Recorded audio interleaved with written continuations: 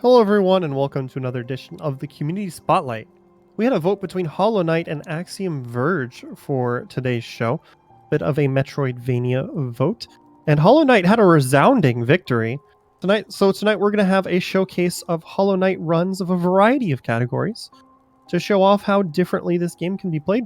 We're going to be featuring Fireborn, X2U, Homotheti, Emre, and Scurry. And we have Palm and Shafe here joining us to help with commentary as well. Before we get too deep into Hollow Knight, though, a few quick announcements to go over. The first step is going to be this Thursday at 7 p.m. Eastern. Make sure you tune in for that.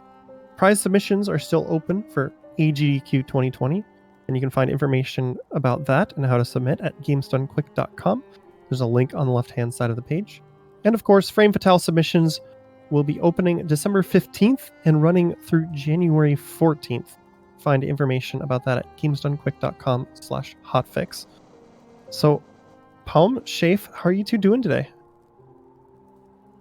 Doing pretty good. So, why don't you give us the quick bite-size overview of Hollow Knight? Like, what can we expect to see today from these speedruns? So Hollow Knight is a indie platformer Metroidvania, so stylized after Super Metroid, Castlevania, those types of games, in which you go and you collect a skill from one area, which unlocks the ability to go to other areas, and so on and so forth down the line. Got a variety of different runs here today. We're going to be opening up with the world record holder for any percent NMG, which is no major glitches, meaning that no out-of-bounds shenaniganry is going to be happening. And he's going to be going super quick. There's some combat elements to this game. This has been referred to numerous times as sort of like the Dark Souls of Metroidvanias. Some very difficult boss fights that are going to be absolutely destroyed by Fireborn, who, by the way, it's not verified yet, but he trimmed the record down by about 10 seconds today. So he's obviously feeling pretty decent. And he's prepared and ready to go, so we should be getting a great opening run here. All right. Is there anything else you feel like should be covered before we get started on this? Yeah, we'll cover some of the mechanics briefly. There's your usual health. He's going to be starting off with 5 health. Geo is a currency in the game that he's going to be using to buy some specific things. He's going to be farming some relics that he's going to sell later on in order to acquire some stuff that we'll talk about when we get there. And the soul meter that you're going to see in the top left-hand corner is probably going to be one of the things that Fireborn is going to be managing the most throughout the run. He's got 9 soul to deal with as a max capacity, and all spells cost 3, including healing. And so he's got to basically make decisions on the fly about whether or not he needs to heal or he needs to do damage, how much soul farming he has to do, that kind of thing. So that's definitely something to keep in mind throughout the run. All right. A couple things that might differ from your game if you're playing Hollow Knight is you will notice right away the text is in Chinese. That's just so the text scrolls faster. And we are actually on an older patch. We're on patch 1221 for a small number of reasons that we'll mention as they come up in the run. All right, thanks for the quick overview. I think we are good to go if Fireborn is. So we'll just get quick for our confirmation. And then we'll be ready to get started.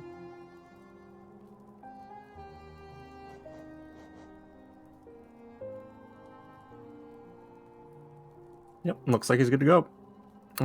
Countdown? Yeah, go for it. Alrighty. Fireborn, you are go in 5, 4, 3, 2, 1, let's go. So we'll mention a couple of the first things that Fireborn's going to do at the very beginning here while we're in these little loading screens. Immediately when he starts the game, he's going to pause and unpause the game. This is so it gets control. You'll see it right here. He'll open the inventory. This uncaps your falling speed. So if he doesn't have that inventory open, he will fall a little bit slower. The other thing with opening your inventory there is when you hit the ground, you won't get stunned if you have your inventory open because the game kind of forgets to check. So you'll see it use a good amount of time throughout the run. We're not just opening our inventory to see what we have. There is actually a speedrunning purpose to it.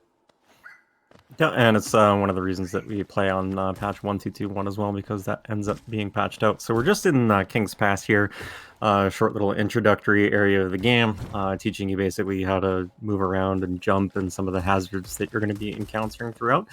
Not really a whole lot in the way of anything else going on here. He's going to be heading into the town very shortly, the main hub of the game. That's called Dirtmouth. It does have a bit of a slow zone in it. It's going to be the only time that you're going to see him jumping in order to save speed.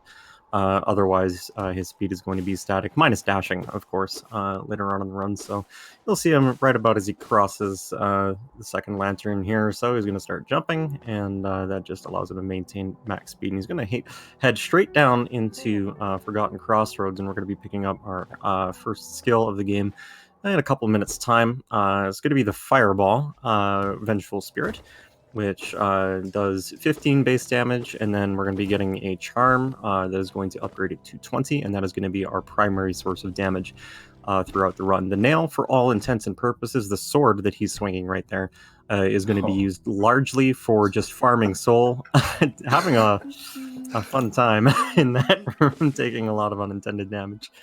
But yeah, so he's going to be farming soul mostly with the nail rather than dealing damage with it once he gets Fireball. And there's some extra mechanics that we'll talk about with the Fireball as well when we get there. Yeah, the room we saw him take 3 hits of damage there. The enemies in that room are random, or at least the flying enemies are. If you go down that middle path that Fireborn just took, you have about a 25% chance, give or take, to get hit. And if you get hit, you can get hit by a lot of the enemies on the ground, which Fire just showcased. So if he were doing PB attempts, he would definitely be resetting already. You'll see in the top left corner, he is at only 2 health, or 2 masks out of 5. Not too much of a problem for this early part of the game. He will have time to heal during the False Knight fight, as long as he doesn't die before then, but we don't really expect him to. Yeah, he's definitely one of the best runners of the game, best runners of this category, so he's pretty confident. A little bit of a pogo there, which we can talk about as well. You can swing your nail down, up, or left or right, and if you swing it down, you can pogo off various different things, some hazards, not all of them, and enemies inclusive. Yeah, and we will use that a couple times in the run to get places that you wouldn't otherwise be able to get. Some of them are intended. Team Cherry, the developers of this game, knew about beforehand, and some of them are unintended. And we will actually see Fireborn heal here, just to make sure he doesn't die at the very beginning. Wouldn't be a very strong start to the showcase. Something else to note here, the timer you see at the bottom is at 3:20 currently. That is real time, so that's just counting down, not caring for loads. If you look in the leaderboards or look at world record time, we use a separate timer that you don't see on the screen that removes loads. So while the leaderboard time again is something like a 33:07, I believe is the current record, unverified. This run will probably be more of a 40-minute, and again our estimate is 45 minutes. Fireborn's pretty consistent, somewhere between 40 and 45 minutes, I would guess. Mm-hmm. So this game does have some RNG elements, as Palm alluded to, and one of them is going to be coming up here as we come up to Vengeful Spirit. In terms of the speed run, this is another early reset point that you'll see with a enemy called a Balder that spits out little mini Balders at you, and it's a 50-50 shot, basically, whether or not you get a mini Balder or you get a Fireball from the Balder itself. And ideally, obviously, we only want one Balder so we can gather enough soul to use the Fireball to eliminate him and move onward. But I believe the highest we have seen ever is about 14. So it can get a little bit trolly. It's a little bit of a reset point early on. But obviously, it's not going to be a big deal here. Yeah, it kind of adds some fun to the runs. Obviously, you want like first or second spit. You want to see the smaller Balder as soon as possible. But within the community, as you see more and more spits that aren't Balders and your run's kind of ruined already, you're kind of just secretly hoping that you get that record amount of spits. But I don't think we've beaten like 13 or 14. I want to see something ridiculous. It would actually be pretty hilarious if it happened right now. What? So I've never seen that. It just got eaten by the wall. So fireballs have a tendency to, well, the walls, I should say, are hungry in this game, and they will sometimes eat your fireballs, as you saw there. So he had to farm a little bit more off of the mini boulders. It's not an issue most of the time, but there are some instances when you're in boss rooms where you'll be pretty tight up against the wall, and you'll be firing a fireball, let's say, to the left, and it will collide with the wall to your right, and it just won't go anywhere, and it's a bad time. Yeah, and in that case, I think he actually hit the Balder before the Balder opened. Usually, if you get to that elevation, like if you get low enough where you can hit the Balder with a fireball, the Balder will open up such that you can hit him. I've actually never seen I've never seen someone able to hit that boulder before opening up. So that's impressive. We're going to see a second boulder here. This one's a little bit easier. We can use a little bit of a small glitch, move to the right here, and that fireball actually hits 4 times off screen for some unknown reason. That is one of the reasons that we are down patching. That does not happen in current patch, so we don't have to wait for a boulder spit from that guy. Yeah, and there's the first instance of one of the tricks that we're going to be using with Vengeful Spirit there. You can see he did a little turn back, and then he fired a fireball. You get knockback when you fire the fireball in this game. And we just use that to skip some of the platforming here. The second one that he's going to be performing is the most important to get. It loses the most amount of time if you miss it. There is a backup off of Mosquito that you can use, but it is obviously slower. Yeah, and these top runners make it look very easy, and they don't miss them too often. And of course, I don't want to say that because commentators curse and all, but that is a very precise trick to turn around and fireball immediately before you've lost too much distance. You cannot make that jump normally. You do actually need to use a fireball or some other form of air stalling to make that. Mm-hmm. Also, in the top left, we're going to be looking at a Geo counter. He's at 96 currently. The any % route in particular is super tight on Geo. He wants to be a little more than 96. Geo is, again, this game's currency. So we'll see how he adapts to that. Ideally, when he gets to the Hornet fight, which we'll see in a second here, he wants to be at about 206 is the key number we're looking for. Mm-hmm. So he's going to be coming up here. He's going to be killing something of a mini-boss, really. The Vengefly King just spits out little mini Vengeflies. And that is pretty much exclusively just for collecting Geo.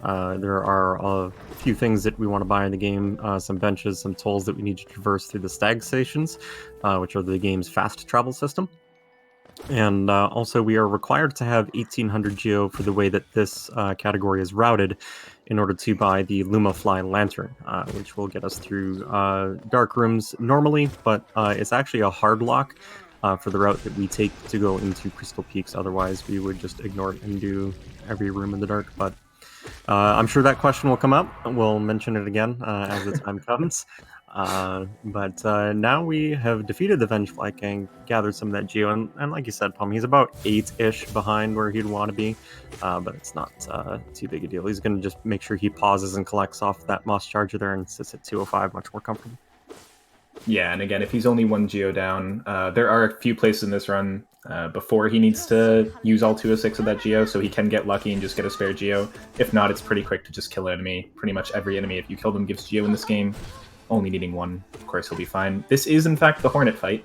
The idea here is he's going to try to trap Hornet in this corner and then get fireballs to double hit. He actually will double hit. And double hitting is a mechanic that we'll be using a lot later. That was a quick Hornet fight, though. Well done to him. Goodbye, Hornet. Yeah, so the way double hitting works is the hitbox of the fireball obviously persists until it goes and collides with something.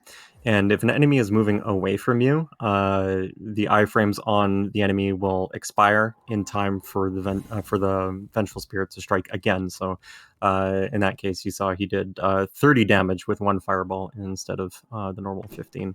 So the save and quit is another thing that you're going to be seeing throughout this run. The game will warp you to the last place that you had used a bench. And it is basically just a lot faster than trying to traverse back through Olive Green Path and then head over to the right here. So a couple more instances where he's going to be doing that, and it is completely intended. Yeah, it makes routing these categories especially interesting, especially when you get into longer categories like 106% or categories that try to go through the entire game.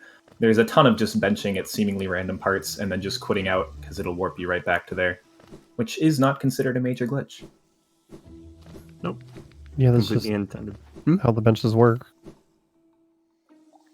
There's other games like that, other Metroidvanias that do the same thing. So yeah, it's not too surprising. No. Also convenient, gives you a full health refill if you need. True. That's Does not give a soul refill, which is annoying. yes. There are certain things that will give you soul refills, the hot springs basically, but we aren't going to be encountering any of those in this run. So he's going through fungal wastes here. He's on his way to his next skill, the Mantis Claw. We're going to be seeing the first major pogo right here. He's takes the damage, gets the pogo off of both the projectile and the explosion, bypassing a massive detour down through the right side there, and he's going to immediately perform another pogo, deliberately luring these mantises into a specific position, and very cleanly done by Fireborn. One mantis pogo up in to get the claw, and another save and quit forthcoming. Yeah, he's doing these tricks faster than we can actually explain them. He does have 212 Geo now, which is more than enough. Like I said, you can get lucky off those mantises at the bottom, which he very much did. Something to mention about the explosion pogo is Fireborn is exceptional in that he's the only one that does the explosion pogo that way. Most people have a much safer route. You saw him dashing all over the place, intentionally taking damage and pogoing off the left side. Not an easy thing to do by any stretch of the imagination, so impressively done by him. Yep, so another save and quit back to the Vengeful Spirit bench, and Mantis Claw allows us to wall jump effectively. And we also have Dash, which we picked up from Hornet, so now the run's basically picking up. At this juncture, the goal that of this category being any percent is to finish the game as quickly as possible within the confines of the rules established by no major glitches, which means that we are going to the 3 Dreamers, who are basically seals that lock the Black Egg Temple on the way to the Hollow Knight, and so we have to collect them to unseal the temple, and then we can go and fight Hollow Knight. So that is the goal. This is a Stag Station, which he's unlocking for 50 Geo, and immediately going, because he doesn't have to wait for the cutscene. He'll have that Stag Station active for him at his leisure now. Yeah, and believe it or not, after we get Claw here, so now we have Dash, Claw, and the Fireball. Save Crystal Heart, which is something that happens more than halfway through the run. We actually have all of the movement and combat abilities that we're going to have. So what you have now is what he's going to be fighting every boss with, including this Gruzmother, who he very quickly takes down. We will have to do a cleanup here, and this is another kind of RNG element of this run. She will spawn little baby Gruzzers as she dies, and he has 2 Fireballs to try to kill as many of them as possible. The rest he will have to kill with his nail, if he leaves any. He will leave 2. Not too bad, not too bad. So he's going to Salubra's hut here. She sells you a bunch of charms. We only want one of them. It's called Shaman Stone, which increases the damage of your spells by 33%, meaning that his fireball is going to go up from 15 to 20 damage now. He is immediately going to head left and take an intentional death. This is the only one that you're going to see in this category. When you die in Hollow Knight, it leaves what is called a shade somewhere in the vicinity of where you took the death. And it just so happens that you have to hit the shade in order to collect your remaining soul, basically, back to replenish your vessel. Given that it has a hitbox, we can abuse this with, you guessed it, pogoing. So there's this blue lake over to the right that you are intended to go and find the double jump ability, basically, to get through this area, and we say no thanks, and we're just going to lure the shade off to this wall, dash over, pogo, and we're out. Yeah, and this will grant us access to the right side of City of Tears, which is the next major area we'll be entering right after we pick up the Dream Nail, which we'll talk about when we get it. The reason we want to go to the right side of City of Tears is City's laid out a little bit weird. So if you're on the right side, you can pull some levers and access the left side for free. You can always get to the right side of the left side of City, but you cannot get from the left side to the right side. And the intended way that the game wants you to go is to go to the left side, but unfortunately for the game, the boss fight is on the right side, and the way we need to progress is on the right side, so we just find a weird way to go to the right side through shade skipping. Mm-hmm. And another one of the reasons that we play on patch 1.2.2.1, you saw him hit a lever floor. That one, not all that particular, but there's going to be another lever hit that he does through a floor in City of Tears that was patched out in later editions of the game. So this is the Dream Nail. This basically allows you to actually access the Dreamers by swinging a special nail, and is just a hard requirement. And also it will gather you 3 soul in 1 strike, as opposed to 1 soul with a regular nail, which you are going to be seeing at the start of the Watcher Knights fight, and Umu as well when we get to them. So just some platforming here through the dream sequence. This is basically a lore section telling you what your goal is as the knight, why you're here, and so on and so forth. Yeah, and that 3 soul from the Dream Nail that Chafe mentioned is something that's extremely important, and most players that play through this game, even if you beat the entire game, it's very likely you never realize that. If you hit an enemy with the Dream Nail, you actually do get 3 soul from it. It becomes very important both for the Watcher Knights at the very beginning of the fight, and then for Umu, which we'll see later on. You need to use the Dream Nail to be able to 2-cycle it, or to be able to kill it as quickly as possible, which is not necessarily fun. Yeah, in other categories, Umu becomes significantly easier to deal with because you end up having a lot more intended skills that you're supposed to have by the time you get to that fight. And speaking of intended skills, like Palm alluded to, we have everything that we need technically to beat the game aside from Crystal Dash. So we're going to be going and facing the Watcher Knights, which is intended to be a much later boss in the game. And we are going to be encountering it very, very early. So we are going in underpowered significantly, and you're going to see Fireborn doing a lot of very skillful tech and movement in order to navigate that boss fight. First, we do need to do a little bit of geo collection on the way. Yeah, when people talk about any percent and when new people come to the Discord and ask kind of what category should I run, what's a fun new starting category, any percent is a fun category and it's generally beginner friendly with the sole exception of Watcher Knights. It is an extremely difficult fight to do casually, and then when you do it in the speedrun, you have much less health, lower damage from your nail, and lower damage from spells. So it tends to be either discouraging or I don't know what the word would be. It makes it difficult to run. Disheartening. That's a good word for it. Yeah, it's definitely one of the gates to this category for sure. If you are interested in picking up this game, there is a category called All Skills, which, as it implies, you go around and you collect all the skills, which will make that fight a lot easier for you, and it is considered to be sort of a better introductory category to the game if you're feeling a little bit reticent about getting into a game that's got some difficult boss fights. But if you are courageous, then tough it out and learn it, basically. So this is the Gorgeous Husk.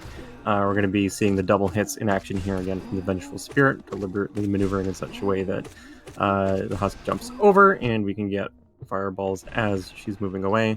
Took one hit of damage there, not too bad. A little unfortunate, but something he'll be able to handle quite easily.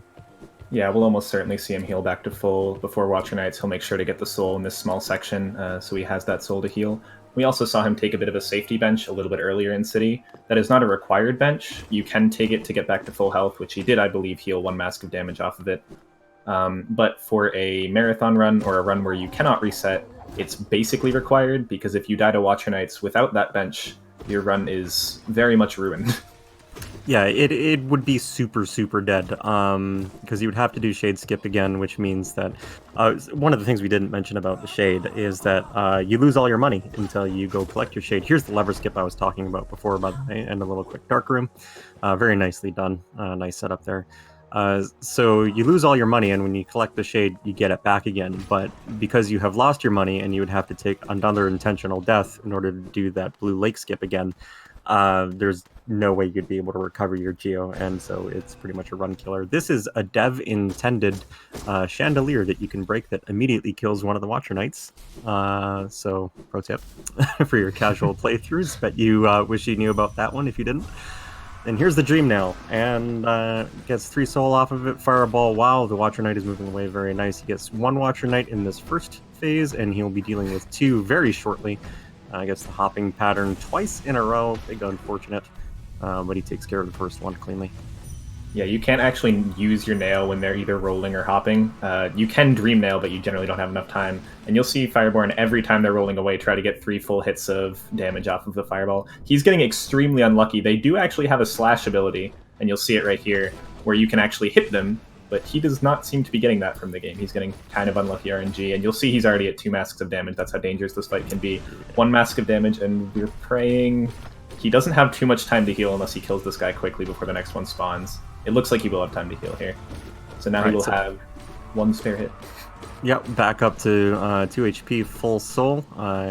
Connecting with both of them on those fireballs right there. Very nice. Gets bullied into the corner, back down to 1 HP. In the middle of the Watcher Knights, gets the slash attack there, farming up the soul, climbing up the wall, double on the pogo, moving away, gets the fireball, and very dangerously nearly took a hit. Was just a little bit high enough in the air to avoid getting damaged by the rolling attack. Down to the last Watcher Knight. Very nice recovery after a very trolly pattern for Fireborn, and he handles it very well. Yeah, that was not a comfortable fight, and you'll see the confidence that Fireborn has. Even when he was at 1 HP, he knows the exact height where he can actually throw out the fireball and it will hit the Watcher Knights, but he is still just high enough where the Watcher Knights hitbox will not hit him. So even at 1 HP, playing with fire there and barely throwing it low enough. Oh, playing with fire. I see what you did there. I throw some in there. So Dreamnail onto the first Dreamer. When you enter the dream sequence, you get a full refill of your HP, which is super nice after a fight like that. And we have collected our first Dreamer. Worth noting, the Dreamers in this game are locked behind bosses. The first two are Watcher Knights and Umu, and the last one is actually locked by more of a maze area in the form of Beast's Den, which is a lot of tight corridor platforming with some scary spiders and stuff. But we are going to be heading off to Umu now. We're going to be going to Crystal Heart first, and then we'll be fighting Umu. So Crystal Heart is basically the super dash ability of this game, allowing you to traverse great distances very, very quickly. And yeah. Yeah, we do need it to get to the second Dreamer, to get past Umu. And we can either use it or Isma's Tear. Isma's Tear is another ability you might come across in your casual playthrough, and the game intends for you to use Isma's Tear, but we have ways to get around that. So it is much faster to get Crystal Heart, even with the 1800 geo that it requires to buy the Lantern to get into Crystal Peaks. Getting Isma's Tear requires... I don't know what it requires. It's not in the route, so to be honest, I don't know. But there's boss fights, and there's a lot of out-of-the-way stuff. Which one is Isma's Tear? Like, which ability is that? It's the one that allows you to walk in acid, basically. Okay. Yeah, so there's two routes that you can technically do to beat the game. There's one where you go get Crystal Heart, which is the one that we're doing because it's faster.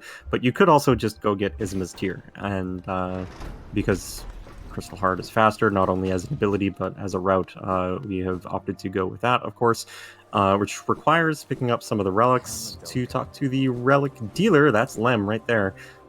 We're going to be selling a bunch of relics to him for a lot of the geo, around 400, 250-ish per piece. I forget what the values are for them exactly on each one. You'll see them on screen right there. There you go. 200 for the journals, and 450 for the Holonist seal. So, boop, 1850.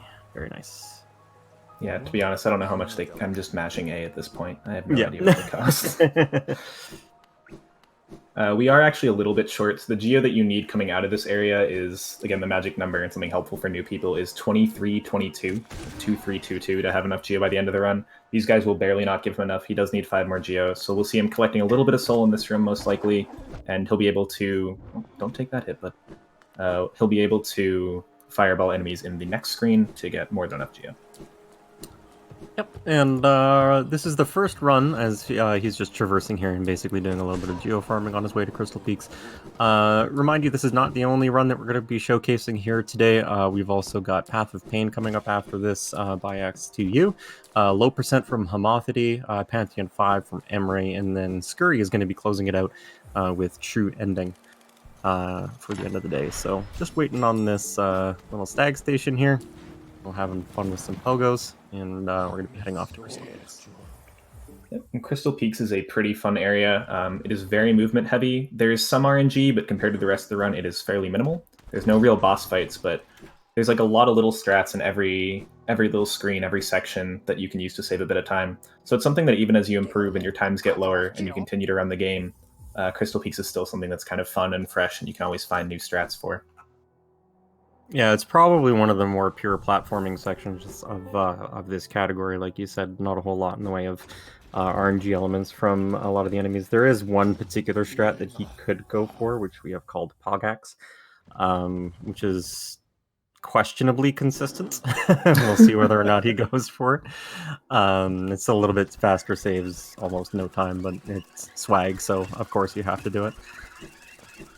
Yeah, it was considered completely not viable for a while, and then a couple months ago people are like, well, it's kind of consistent and it saves like 2 seconds, and these times are ridiculously optimized at this point, so we'll probably see him go for it if I had to guess. I hope he goes for it, especially in a showcase race. I assume he will. Fire's that type of guy. Mm-hmm.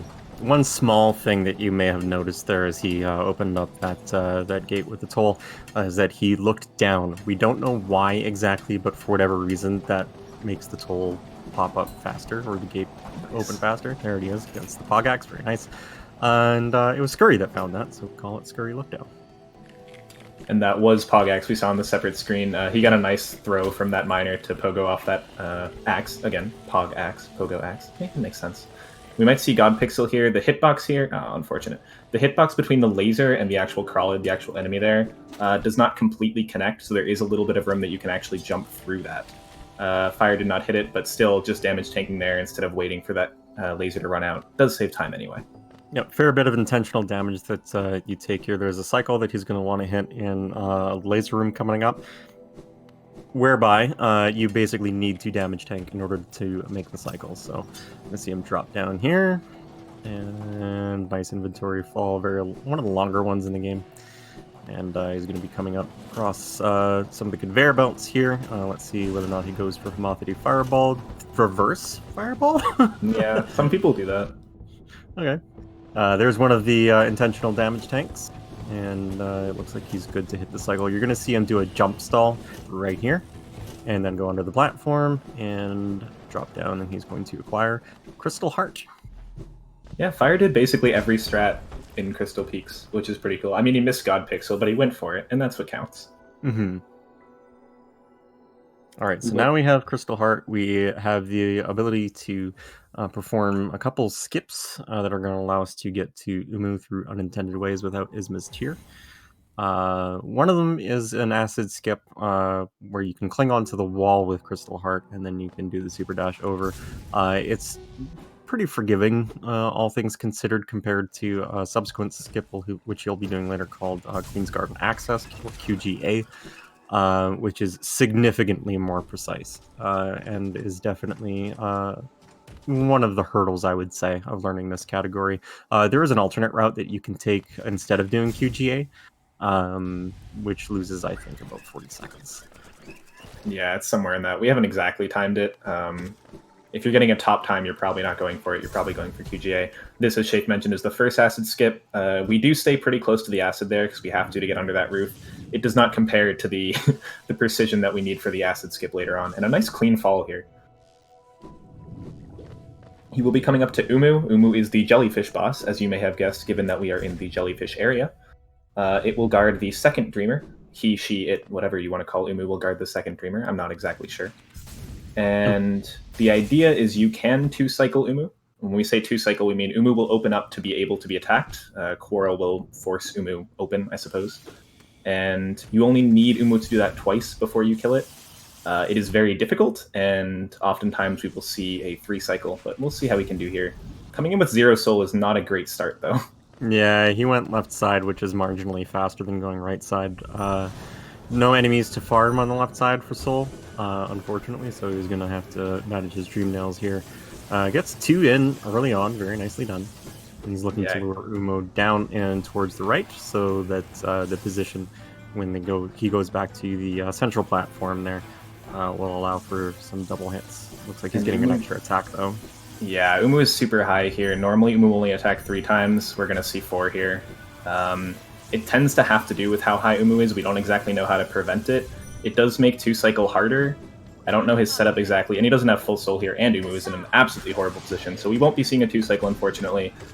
We will just see Fire do as much damage as he possibly can, and hope for the 3-cycle, basically, at this point.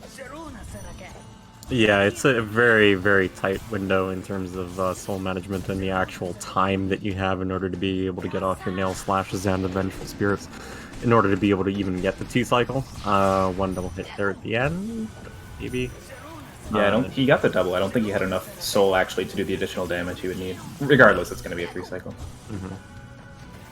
Yeah, this is probably, like, at the highest level of running this category, this is the run killer. Like, and another extra. By the way, I'm pretty sure Jellyfish area is the canonical name. Oh, what is? So I think he intentionally took damage there to get that. Okay, yeah, it worked. Yeah, the dunk strats. Either way, that'll be Umu. We'll be heading to the second Dreamer here. This is going to be Monomon, I do believe. I don't exactly know that. I'm pretty sure it's Monomon. Yep, Lurian, Monomon, and then Hera. I'd take betting odds. And after Monomon, after a little bit of a cutscene, some talking to Quirrell, We're going to have about 5 minutes of just movement. There isn't a boss fight left until the final boss of this game, but there is a lot of movement, and we basically won't be able to heal until we get to the next streamer. So between this streamer and the next streamer, we can take a total of 4 hits, because obviously 5 and we die.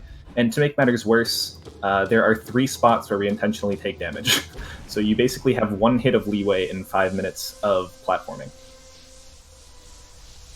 Yeah, exactly. It's pretty difficult, and obviously we can heal if we need to. We can always gather soul from more enemies. It just loses a little bit of time to heal. But the movement is pretty cool, and something you'll be seeing pretty soon after we get finished with this cutscene and get out of Teacher's Archives is QGA, Queen's Garden Acid Skip, if I can speak. Again, that does save time, as Shafe mentioned. It's like 40 seconds or something like that. It is extremely precise, even if it may not look it. Yeah, the first acid skip that you saw there was, as I alluded to earlier, a lot more lenient than the acid skip that he's going to be performing in a few moments. So this is one of the more execution-heavy splits in the run. There's a lot of tight platforming, jumping between those jellyfish, as you can see when we actually get into Beast Den in the village area. It's going to get even tighter. You're basically platforming through a series of caverns that were carved out by devouts and spiders. And you do not have a whole lot of room for movement and dodging. And here's the QGA. Setup is first try. Finish is also first try. Very nice from Fireborn. Yeah, and he will take one unintentional damage in the room before QGA, so he'll just heal it off here.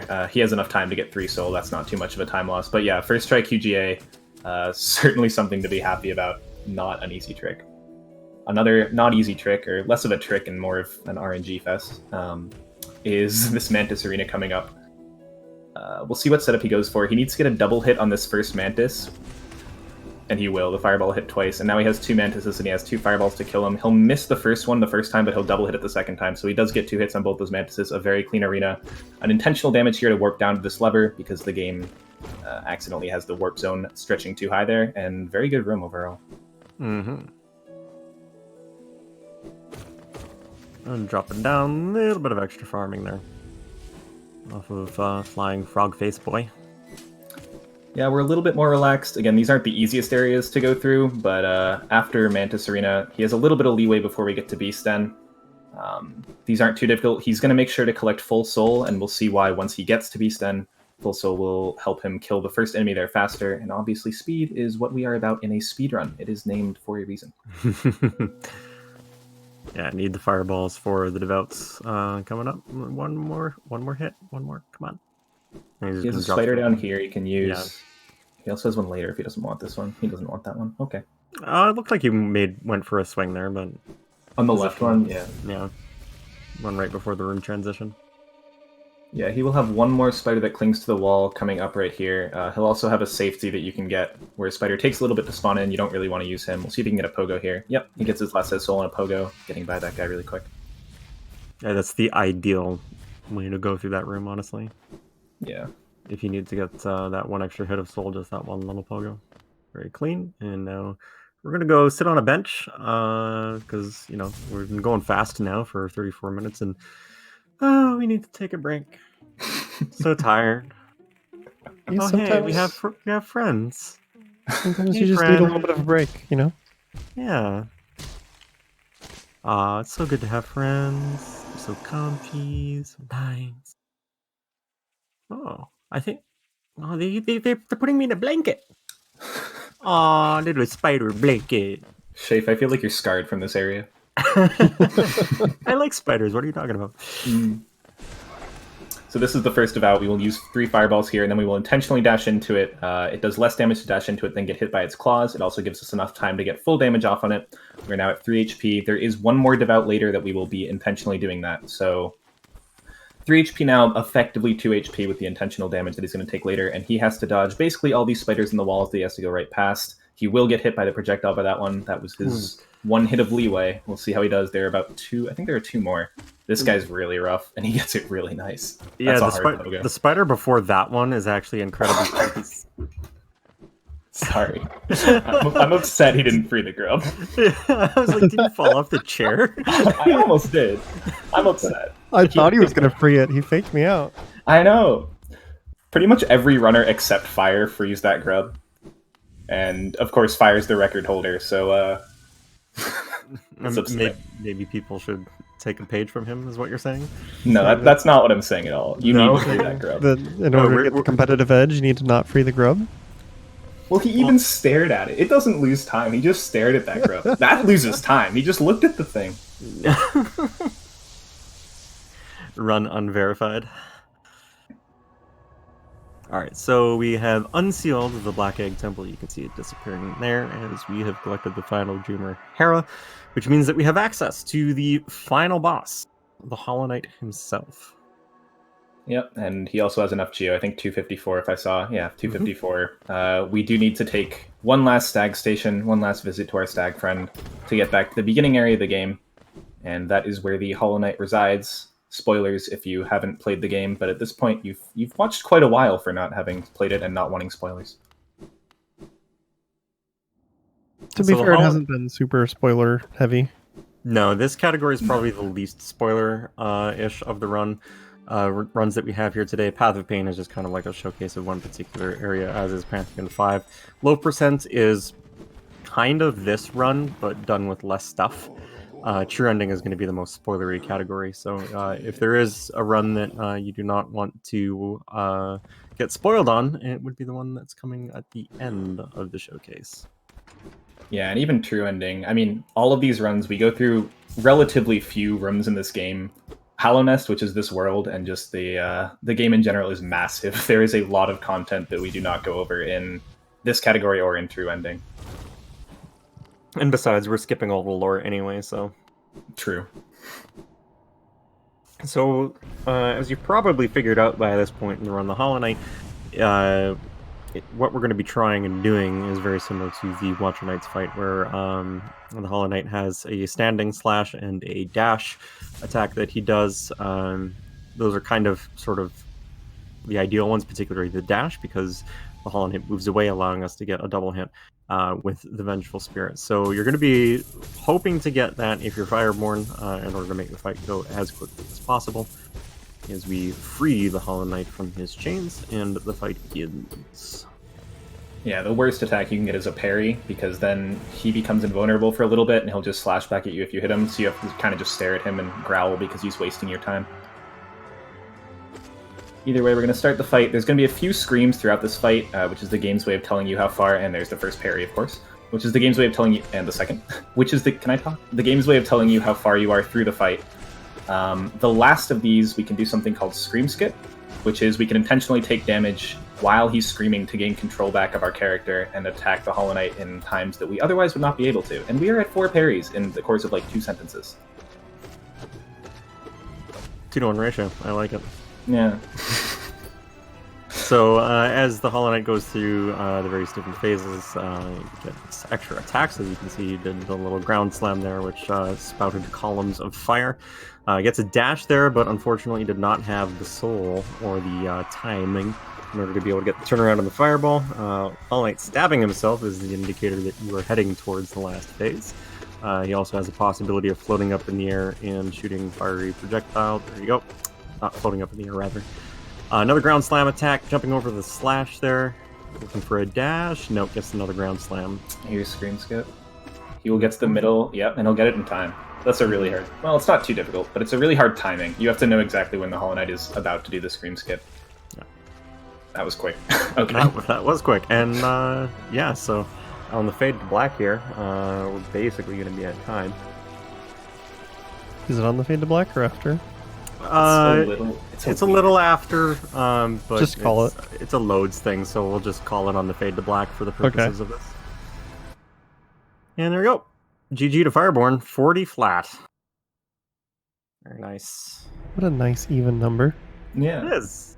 I'm glad we went with that decision. So that that was a good fade to black. Yeah. I like it. All right, so that is the first run that we have today, Hollow Knight any % NMG. Railkin, if you want to take over. Yeah, I just want to say thank you to Fireborn for coming on and doing this run for us. It was a great showcase of any percent no major glitches. And of course, thanks again to Palm and Shafe for giving us that wonderful commentary. We are going to be going to a break here in a moment, but I would just like to say before we do that Hotfix is funded in part thanks to your subscriptions and bits. So thank you everybody who's tuned in. We would appreciate if you consider subscribing to support future broadcasts. But we'll be back in just a few minutes with XTU running Path of Pain. Hello everyone and welcome back to our Hollow Knight showcase here on the Community Spotlight. We just had an any percent no major glitches run by Fireborn and he did a great job.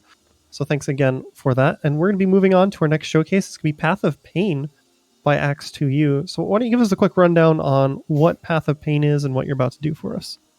Yeah, so hello, I am Axe2U and this is going to be Path of Pain, which is basically like the most difficult and brutal platforming challenge in the entire game of Hollow Knight. If you've ever done this casually, you might know that it can take you hours to do when you're just doing it the first time, but the way you access it is you just have to break this wall that has no anything here that shows you can go in there, and it's a sacred path. But yeah, it should be just a couple of minutes to do the full run, and there's a good chance I won't be talking too much because I need to be pretty concentrated, as it is a extremely precise set of movement through the rooms and all that. The base thing is that the whole thing is extremely cycle based. So if I make one mistake anywhere in a room, it's just the whole room is screwed. So yeah, my understanding is that it should be pretty self-explanatory. It's going to look very difficult, and it's just hold on to your seat, enjoy the show. Yeah. Is there anything else you want to cover before we get started? No, I think I'm good to go here. So all right, give me a countdown, and I'll get the timer started. Yeah, the timer will start as the screen fades to black here as I enter the room. So okay, let's say 3, 2, 1, and go.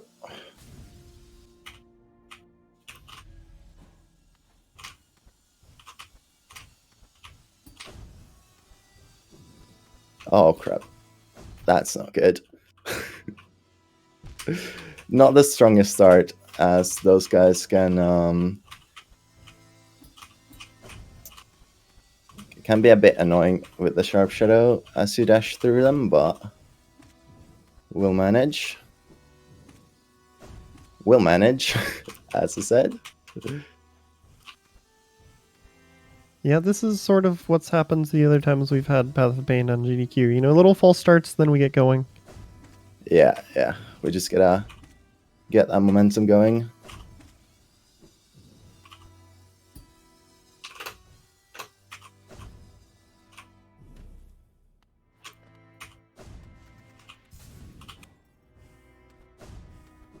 That first room is honestly the most brutal room of this run, at least to me personally. It's it's by far the one that I felt most. I had a bit of an FPS drop there. That's unfortunate. Uh-oh. I think I'm okay though. Hopefully that doesn't keep up. Yeah. So for this one, I have to wait for the saw a little bit and go. Yeah, if you pay close attention, you'll notice that there's a lot of little skips in this as well. You're not always doing things as they're intended in the Path of Pain. Yeah, we're using the pogo mechanic that you're probably pretty familiar from the previous run that Fireborn did for skipping a lot of things, and it's actually required to use it to even get started with this whole area. You pretty much cannot complete any of the rooms without pogoing.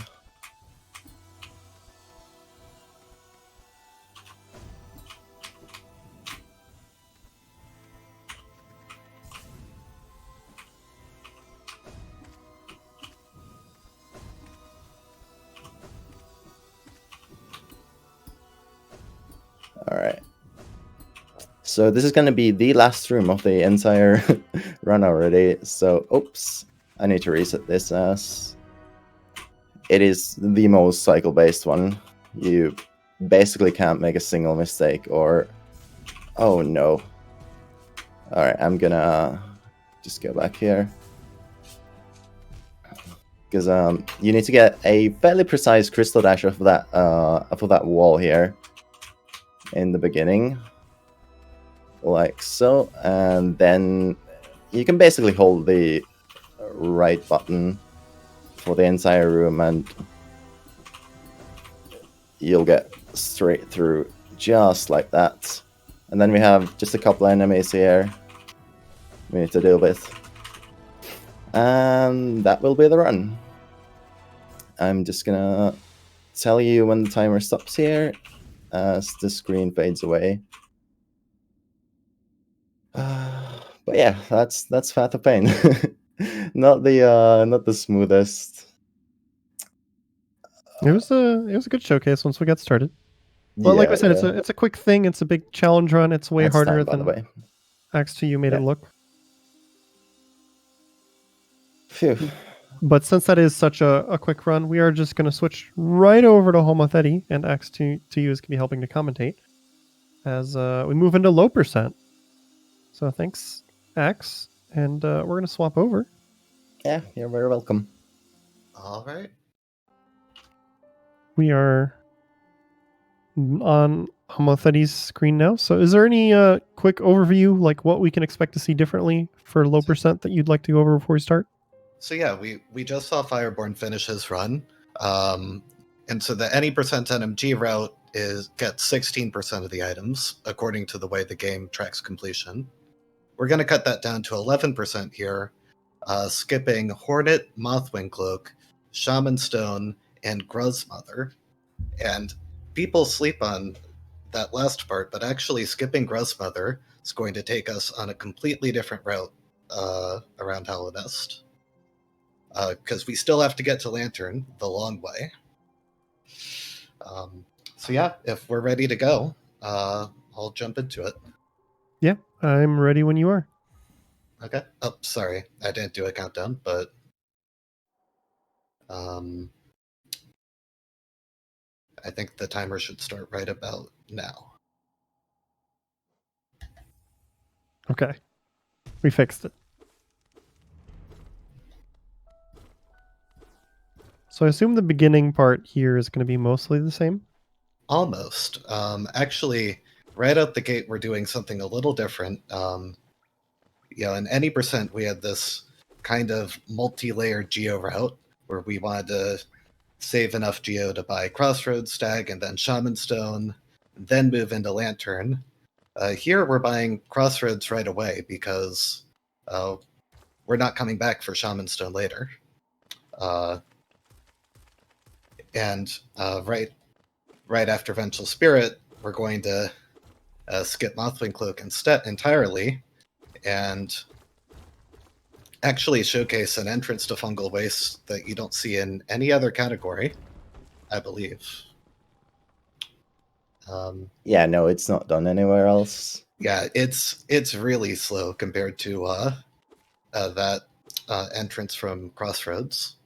Like, obviously we're walking, so that doesn't help either. But the time I'll be entering Fungal Wastes optimally is about the same time that Fireborn would have picked up Mothwing Cloak, and that says a lot right there. Yeah, that's honestly the thing I love the most about this category is that there's just all these obscure skips and fireball tricks and stuff that you don't see anywhere else, just because of that dash, not having the dash, basically. We'll really see it in Queen Station, which hopefully will go by first try without a hitch. But Team Cherry really did not want you to get out of the early game without dash. It can be very punishing if you miss it, as there's barely anything to collect your soul back off of. It's about 25 seconds or so per retry. But that is by far the worst of the fireball skips. Well, maybe excluding the Crystal Heart Room, which is sort of its own thing entirely. That one's a rough one, yeah. Yeah. Although you only need like one fireball skip there, right? Everything else can be just done with jumps. Yeah, Really yeah. precise Not one all of the spot. fireball skips are required. That doesn't mean that it's fun to skip them. Yeah. But yeah, I see a couple of people talking about it in chat maybe, but the completion percentage is very strange and arbitrary. A lot of stuff doesn't count for percents, like we'll be grabbing a Charm Notch, Tram Pass, Lumify Lantern. None of that counts. Bosses do count. Skills count for more than 1%. It's all over the place, really. So that's why I said we're skipping 4 things and dropping 5% off the counter. That's just the way it works. That's a goofy explanation. I really like it. Yeah, this isn't Super Metroid. It's not 1 for 1.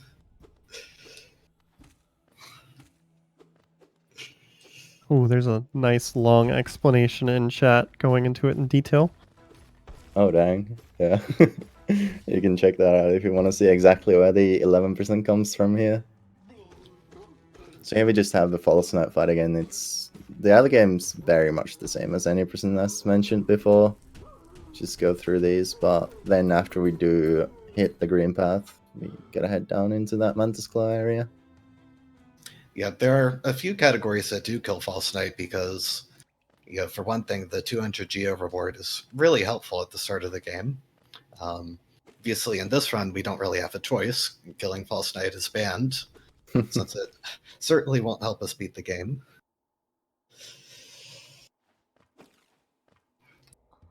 But yeah, so every item is required. There are a couple of possible substitutions. We talked about earlier in the any percent route. You could do Isthmus Tear instead of Crystal Heart. There are more obscure skips, like you could get Long Nail instead of Vengeful Spirit. But actually, all of those require getting extra items, and so this is the unique lowest percent route for NMG at least. Oh, so there is one lowest percent. I know in some other Metroidvanias, there's, I think, Zero Mission is a good example where there's multiple low percent routes that all equal the same percentage. Right. Yeah. In this case, it is completely tight. For glitch categories, instead of 11%, they do 8%, skipping, I believe, Crystal Heart and Watcher Knights compared to this. Yeah. Obviously, skipping Watcher Knights definitely sends you into major glitch territory. Crystal Heart, it's insane float shenanigans.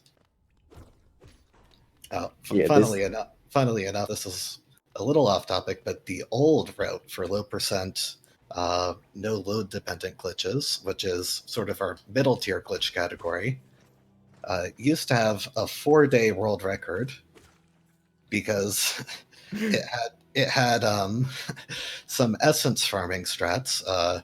Enemies have a 1% chance to drop essence when you have the Dream Nail, and it had to farm 900 essence Oh my goodness. to pick up the Dream Gate, which doesn't count as a percent, incidentally, in order to escape Monomon, or was it Lurian? Help me out, X. It's actually 0.5% before you get Dream Gates. So it's like even worse than that. Like, you can't even imagine how bad it is. Anyways, did they have a sleep it's kind of break a in the crazy middle? story, and it was that way for months, and then they finally found a skip which rendered all of that obsolete. One person did the 4-day route. Please tell me they had some sleep in the middle of that. Yeah. Yeah, he didn't. Don't worry. He left the game open overnight. Okay, good. And just did long farming sessions. Actually, in that bench room in Green Path we just passed, those mask flies are apparently the fastest essence farming enemies in the game. Oh, are we gonna get to see grass block skip? Oh, we are. Let's go. I'm gonna go for it. Oh, you did. Oh, wow. That's even cooler than what I did. I'm really bad at your strat, actually. I tried today and I could not pull it off. But so yeah, you can pogo death explosions on these enemies, and so I killed it off screen with the spell there to set up the right timing for it. Casually, you walk around the room, basically, and that grass block there is meant to be like a shortcut if you ever come back later.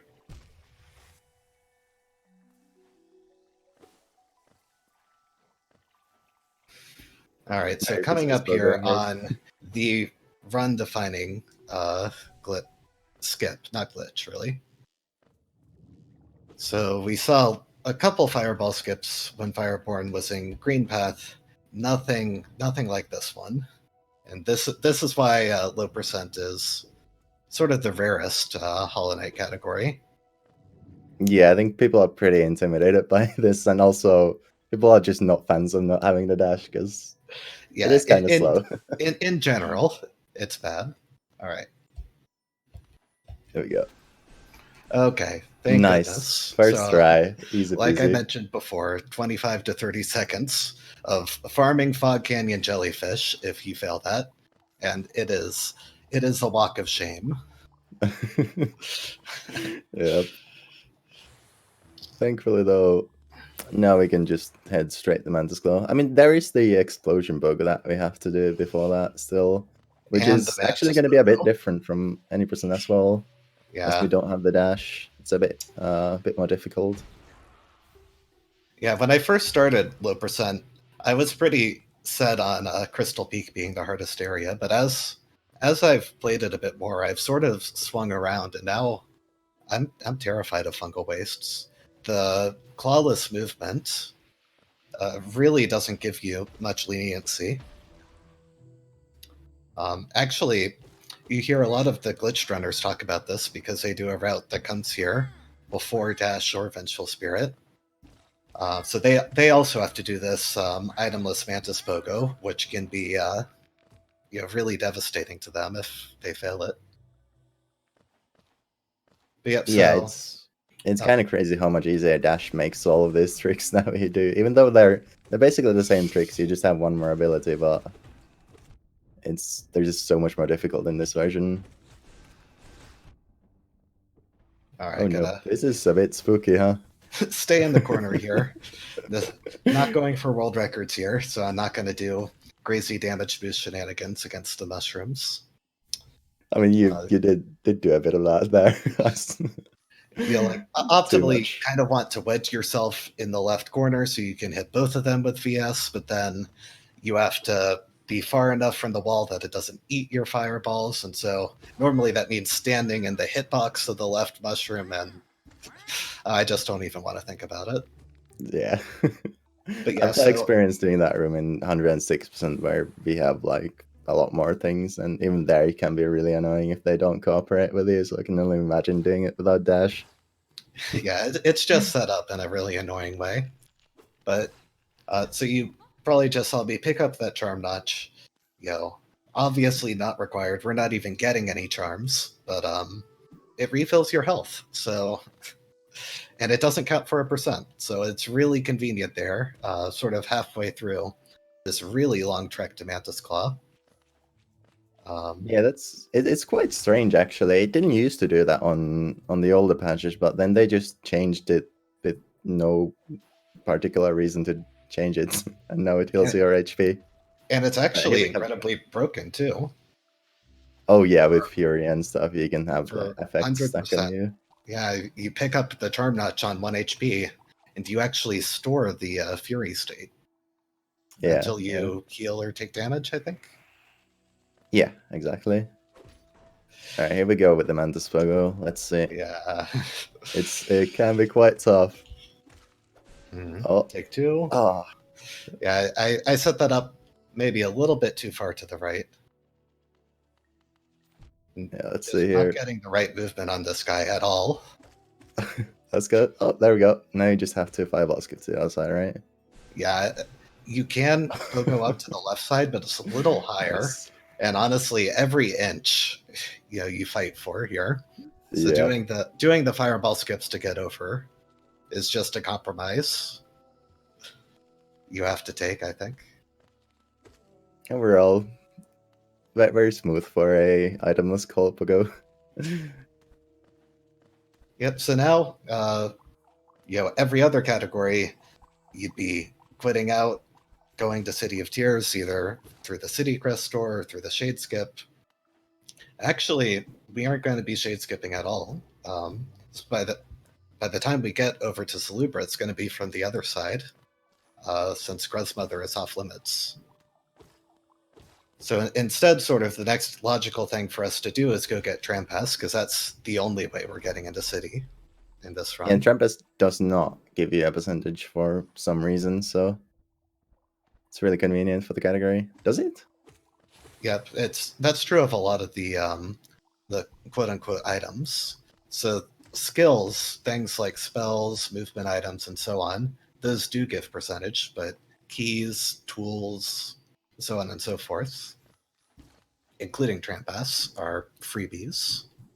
Yep. So basically this route is just about finding the things that the game for some reason doesn't give you a percentage for and using those. Yeah, it's all the exceptions to the rule. Yep. And it really is cool that this is possible, because if Trampas counted for 1%, then maybe that would tilt the balance in favor of Mothwing Cloak somehow, and then this would be a much less interesting category.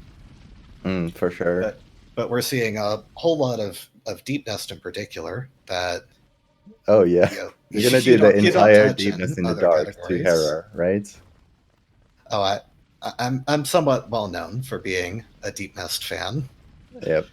you kind of have to be to run low percent, though, if we're being honest.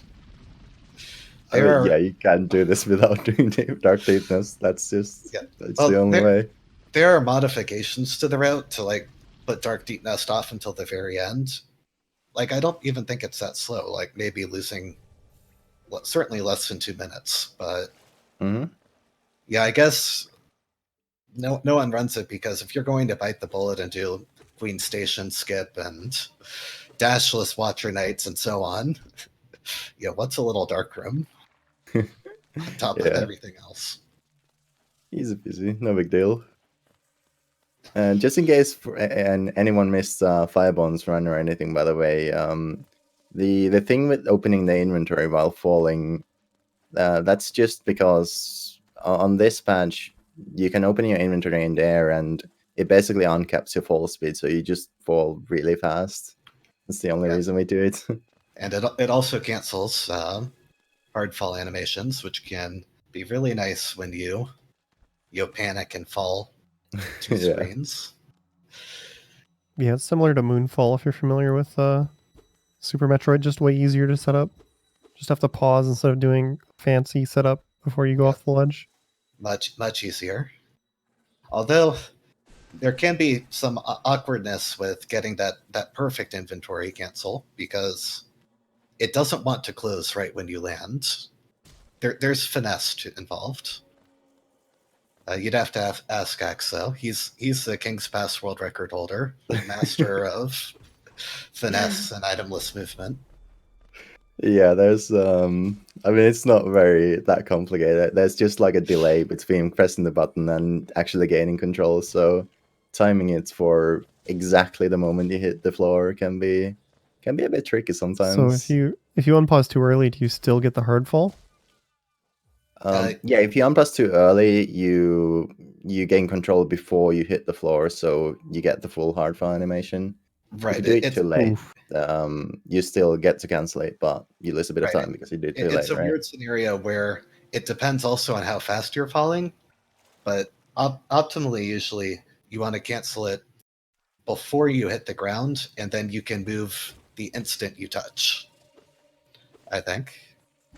Yeah. But yeah, so right then we got the Trampas. And that's actually going to be our ticket into Resting Grounds. We're going to make a detour right now to pick up the Dream Nail before going into City. That way we can do everything there in one trip. Lurian, money for Lantern, go rescue Sly. And the downside is, the closest stag station to get back to Crossroads happens to be on the other end of 3 really nasty dark rooms. Yeah, if you're looking the stream looking at the stream right now, you probably are not seeing much at all. But trust me, there are things happening, and he's going through the dark rooms. And It's quite precise movement too. mechanics in Hollow Knight, we don't really have much reason to talk about them normally, but these rooms are loaded with spikes everywhere, literally everywhere. And if you touch a spike, it sends you back to the very beginning of the room. And so it is a really brutal punishment system and intended safety net. So, like, if you try to get too far in, you can always stumble and find your way back to the entrance. But it's single-handedly the reason why dark rooms are considered really miserable for speedrunners, because the movement on its own wouldn't be so bad if it weren't so devastatingly punishing. Yeah, it's. But by the way, I did intentionally pause mid-sentence there. That little wall cling jump I did to get across the gap there is required. And if you fall down, oof, because There's another dark room. Hooray! it's a dark room. I don't think anyone knows how to do that dark room. There's Yeah, I nothing doubt it. at the bottom of there. It's just a nightmare maze to get back up.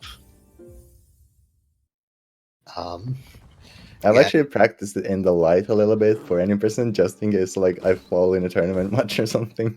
Yeah. Just so I can make it back up. Yeah, I know how to do it in the light, but I could not find my way through there dashless in the dark. So Yeah. I guarantee you, if I had fallen, I would have been quitting back to that hot spring bench faster than you could blink. But So, what's the game plan right now? we are solely coming here for Dreamnail, making our one-stop trip in the city. And part of that is absolutely positively not touching any of these benches, because, oh boy, I don't think anyone wants to see reverse dark rooms, especially not me. There's only one way back. Well, I guess we could go through Queen Station again, but that's not really good either. Yeah, we're gonna save and quit back into that deepness bench at the little hot spring. If you're not familiar with the save and quit mechanic, you can basically just quit out of the game and load it back up, and it'll spawn you back at your last bench. It's used a lot in these speedruns, as you believe already seen it a bunch of times in this one. Yeah, and this is an exceptionally brazen use of it. I mean, we're warping literally from almost top right of the map to bottom left. Yep. But this is also why it was so important to open the Crossroads stack immediately, because otherwise there wouldn't be any good time to get back to Dreamnail, because it's just never convenient again.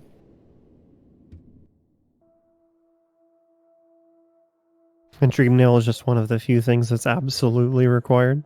Yeah, so in order to get to the final boss, the only thing you have to do is defeat the three Dreamers. That's Lurian in City, Bonamon in Fog Canyon, Hera in Deep Nest. And so, in order to do anything with a Dreamer, to even interact with them, you have to have Dreamnail. Oh no. That was... Oh.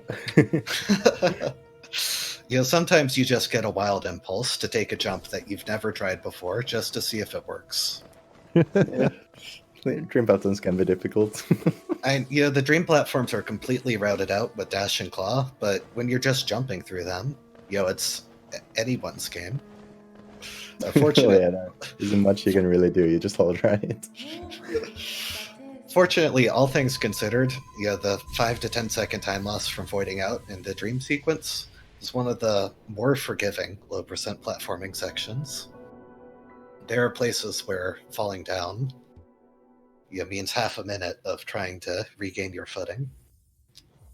So here's the quit out. Right back into Deep Nest, and we're going to take the other tram.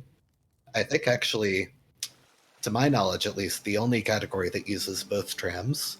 The upper tram is just, it's really kind of strange useless. and hard to justify. If you can shade skip why would you ever use the tram, which doesn't give you access to the bottom part of Resting Grounds? Yeah. It's not much reason to ever do that. Yeah, so damage boosting like a maniac in that room, because we're literally going 3 rooms over to another bench and waiting on Garpede cycles. Not fun. Yeah, there's a bunch of cycles like that in this game. You just have to kind of have a damage boost or wait for. So this is how we access the City of Tears. We just climb our way up from this tram station, and we're at the right side of city. There's surprisingly many ways to get to the right side of city in this game. It's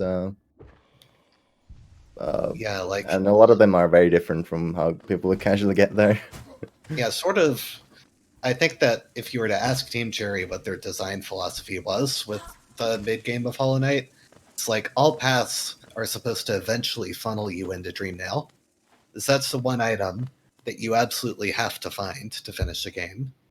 Yeah. And so, you could go to Waterways, Deep Nest, whatever. That's going to put you in Right Side City, and eventually get you to that elevator to Resting Grounds. And of course, we're also going to be taking that elevator, but to get to Crossroads in a very strange turn of events. Okay, so fortunately, those 2 rooms of Waterways really cooperating. You might not have really known it, but the guards in both rooms can just knock you in every direction when you don't have dash to dodge their swoops and projectiles and so on.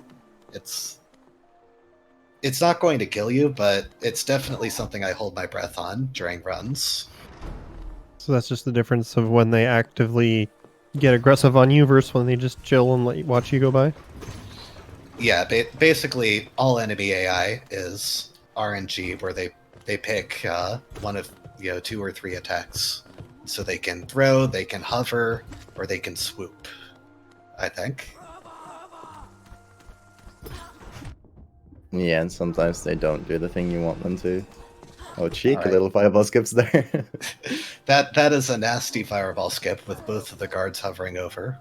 Yeah, So I can this is- see that. Not a bench I would normally get in a run, but obviously Watcher Knights, as crazy as it was in any percent, it gets worse. And so they don't want to have to climb back all the way up here in a worst case scenario.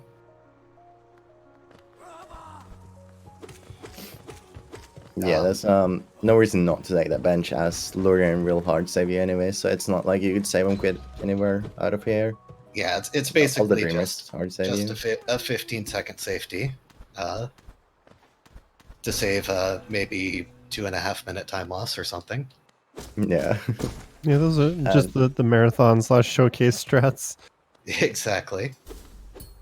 And yeah, So- if you thought that the boss fights in the any percent run that Firebond did were difficult, then you've seen nothing. Because in low percent, we do the same thing, except this time we don't have dash or Shaman Stone.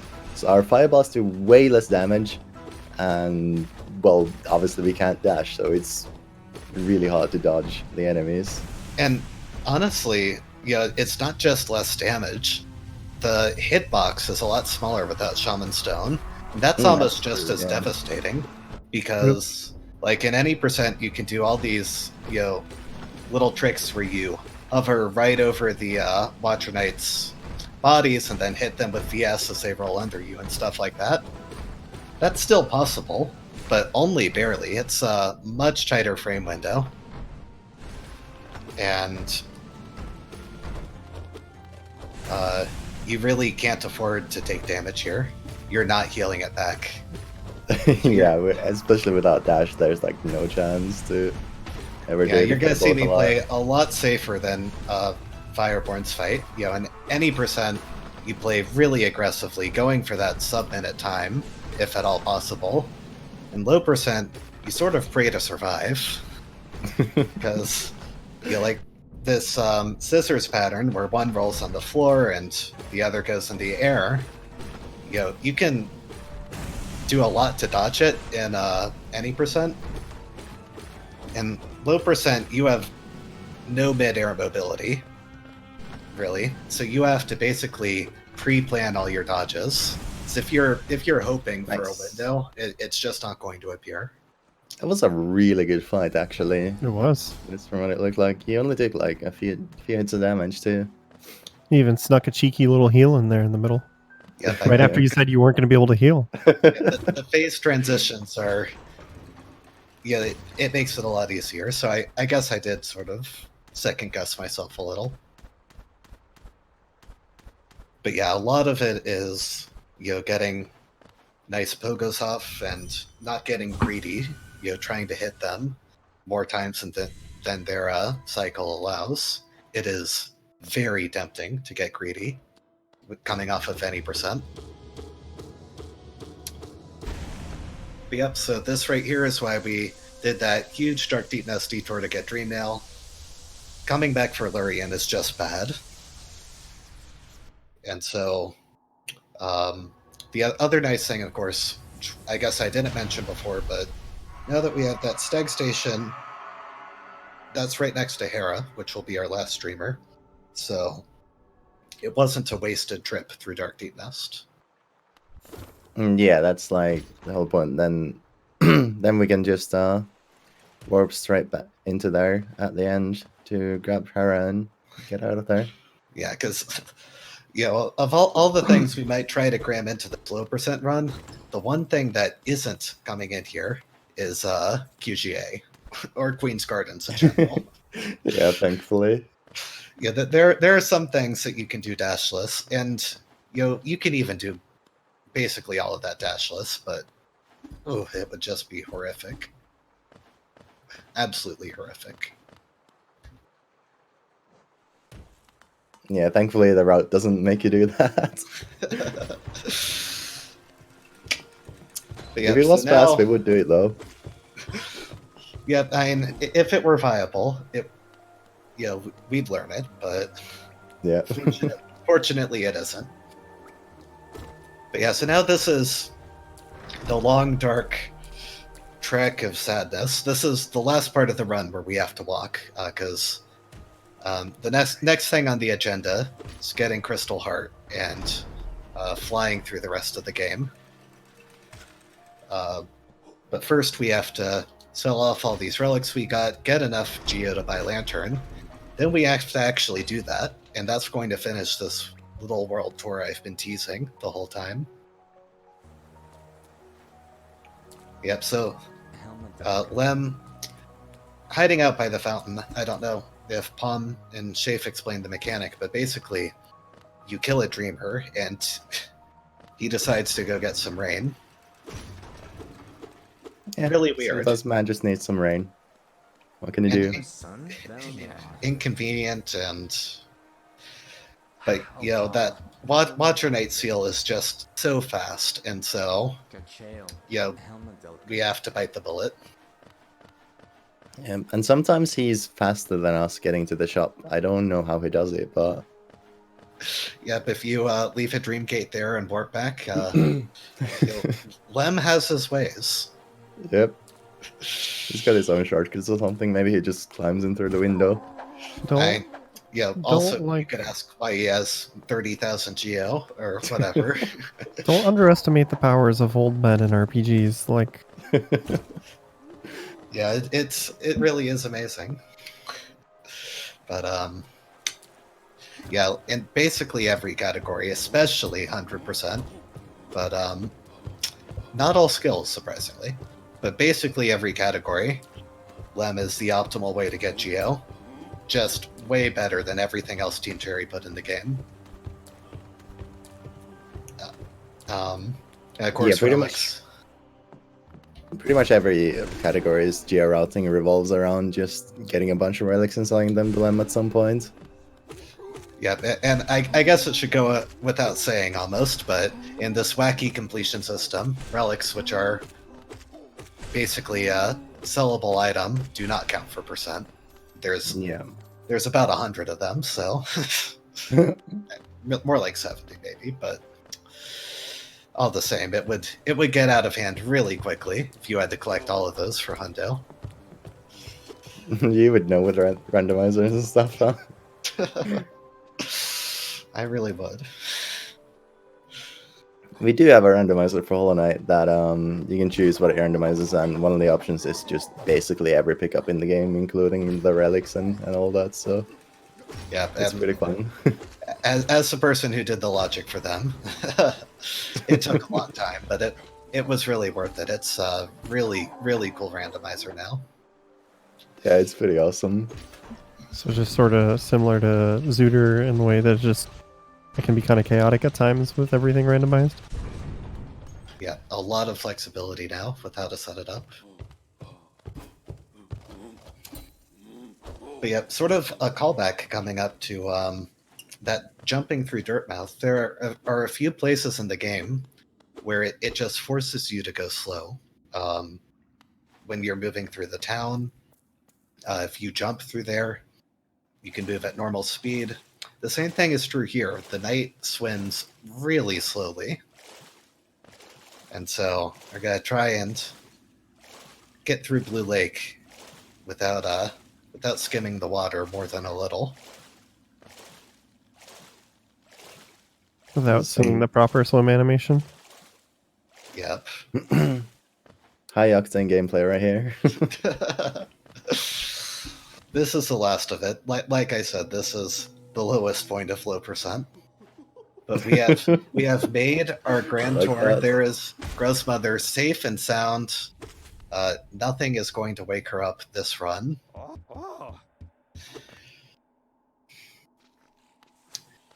And yeah, Crossroads changed a little while we were away from it, and not for the better. Oh yeah. Yeah, fortunately, none of the categories really have to see too terribly much of Infected Crossroads. If you play a randomizer or anything, you find out very quickly that this is a very unpleasant place to be. Especially with how they remove a lot of the shortcuts in here. I mean, I think most people know that from just casual gameplays because no one likes this area casually.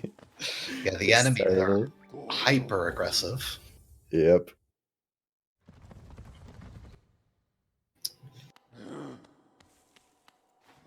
So finally grabbing Lantern here so we can once again access Crystal Peaks with that. And surprise, surprise, Lantern doesn't give you a percentage, so it's free. Of course, there are a couple other ways into Crystal Peak. One is to get Dive, which also requires killing Soulmaster, adding up to 2%, so definitely off limits there. The other is to have, well, Claw, Wings, and Crystal Heart, and, you know, what's even the point of entering Crystal Peak in vanilla that way, if you need to get Crystal Heart in the first place. Yeah. But in Randomizer, very rare, but occasionally comes up. That backdoor top entrance that no one remembers. Yeah, you can actually like Crystal Dash all the way through like the top of Dirtmouth and enter Crystal Peaks for that way if you didn't know. It's pretty fun. Yeah, so I mentioned Crystal Peak a little offhand earlier. This is probably the most actively hostile area to not having dash. Like, it has all of the conveyors, all kinds of little gaps that are just perfectly designed to be, just really brutal. And of course, Team Cherry, as far as we know, had no idea that you could get this far without dash. It really is just a coincidence that this area in particular is so bad. Maybe they just really wanted you to have dash here. Yeah, so I'm talking all this up. Most of these rooms really aren't as bad, but the last room, the Crystal Heart room, it's a doozy. Yeah, it's just one giant conveyor laser spike gauntlet. They threw in everything for that room. Basically, every jump in that room is like just a few pixels you have to get it off to actually make it. So it's not very fun. Yeah, so I'm going to farm to full soul there. Definitely not something you'd see in any other category, but here, every fireball cast isn't required, but helps tremendously. Yeah, I think you need like 2 fireballs at the minimum here. I think right? theoretically you can do it with 1, but I'm Wow. probably going to use all 3 here just for safety. Yeah. Otherwise, you have to catch yourself on the lip of one of these flipping platforms with a wall jump, and that is very nasty and nice. There we go. Another fireball skip. And now comes the hard part. Yeah, it's the lasers that are really annoying. And so I'm sure that there is a faster cycle than this damageless one I'm doing, but I don't like to tempt fate in this room. Yeah, and trust me, these jumps are stupidly precise to actually get. There we Especially with the lasers. There we Yeah. go. The last 2 are really weird because you have to have the right timing or else it'll knock you back. The last thing you want is for it to knock you down and have to restart the whole gauntlet. Yep, and there is no way to actually get extra soul apart from like a single soul totem at the start of that room, and you can't even go back. So if you mess up badly enough, you're just screwed. Yep, so that's the last really bad movement. From here out, it's really just combat. We gotta take down Umu, which is, I mean, Umu's a piece of work in every category, and this one isn't any different. I think 3 cycles is the best you can hope for here, right? Yeah, you can 3 cycle. It's sort of weird to compare it to any percent because, like, any given cycle is more lenient because you don't have to get the full damage rotation. But on the other hand, well, you have 3 cycles to get extra attacks, nonsense movement. Yeah, and also you don't have dash to actually set it up properly as Yeah. easily. I know we like to compare stuff to Super Metroid, maybe a bit too much, but Umu's a lot like Pantheon. You know, he has the cycles, he has these patterns that you have to keep track of. Well, unlike Pantheon, Umu is continuously random instead of having, you know, a fast or a slow pattern. You know, Umu just runs a whole spectrum of confusing stuff you have to respond to. Right, I think Umu is the one enemy where people will forgive you for making comparisons to Metroid for obvious reasons. That is true too. I mean, Umu is everyone's nightmare jellyfish. Well, especially with Metroidvanias, people tend to either compare to Castlevania or Super Metroid. And Hollow Knight's a little bit just closer on the Super Metroid side of the spectrum, so it's understandable. Oh yeah, definitely. Yeah. Lots of inspiration in the genre, I think. But yep, so the first cycle of Umu is completely scripted up until the last attack. So basically, I already know exactly where I'm going to go to try and lure Umu around the room, wear him out a little, make sure that he stops exactly in the center platform for the damage rotation. All right, nice. Getting got the full the double fireball is not guaranteed there without Shaman Stone. The hitbox, again, making a really big difference. Yeah. How much damage do you get per cycle in this optimally? I believe it's 120. Okay, yeah. So you have a bit of room to miss some hits, but still get the 3 cycle. Umu has 300 HP, so yeah, optimally 3 perfect cycles would do 360. But of course, the downside is that imperfect cycles. Ooh, that's not the best position. Let's see if he can Okay. pull it off. Nice. 3 cycles. Anyways, I was gonna say the downside is imperfect cycles tend to do a lot less than perfect cycles. Is you'll miss a double fireball, you'll not get all your nail hits in. Yeah, then again, once because we don't have dash, then it's really hard to get back to hit Umu because like hitting Umu knocks him away and you away, and it's Yeah. just terrible. Yeah, Umu tends to be a very all or nothing boss fight, and so we talk a lot about it. It's just 18 seconds for an extra cycle, but just does carry a lot of weight there because most of the major categories have reached a level of optimization where 18 seconds is devastating. Not this one. In fact, in fact, I will admit my record for low percent does still have a 4 cycle. Oh, dang. Yeah, it happens.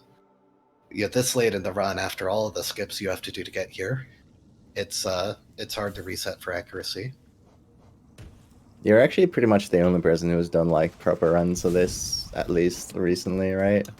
Yeah, Trinomi actually was the original pioneer of low percent, and he still has a really good time, although I'm not completely up to date on leaderboards, but I believe as of this year, Apocalypse Cow passed him for second. Oh. He's also run a few holiday categories, including any percent. But yeah, I'm definitely the one that's run it most. So I can say that, I think. There is nothing else like it on the leaderboards. Dash is such a staple of Hollow Knight movement. The way you use it to catch yourself, to redirect yourself midair, it makes an enormous difference everywhere. Yeah, it's not something you can other categories where you already have like basically the entire skill set you need from all.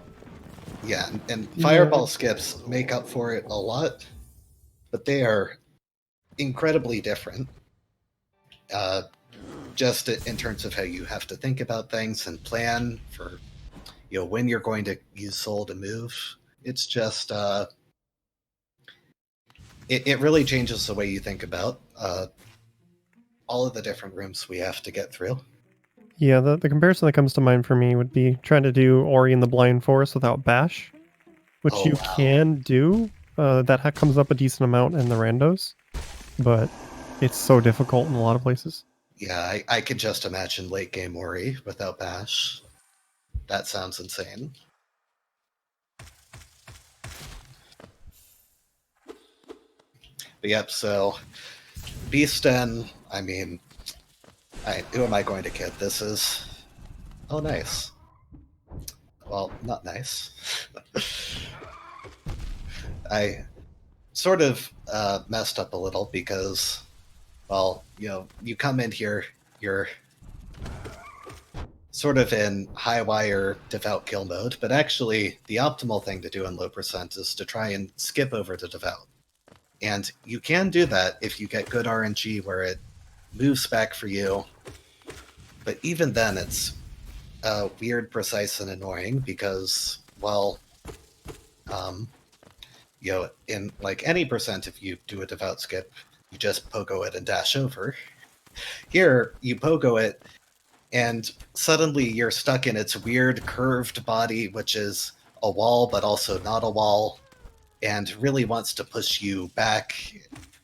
And you sort of saw I got halfway over the devout this time, and it just threw me back to the right, which is a thing devouts can do. So a lot of the time you just have to bite the bullet and kill the devout, which usually involves a lot of damage boosting to not take double damage on them. Yeah, because during any percent they mentioned walking into the hitbox is less damage than getting hit by the claws, right? Yeah. Damage boosts are really easy to set up in any percent. You just hit it twice and dash in, or once, depending on how you want to do it. Here, have to be a bit more careful because you don't always have enough time to react and walk in after 2 hits. So, luckily that went well. I have blown way too many runs to getting cocky on the last devout and hoping that it'll move into me with its body instead of hitting with the pincers.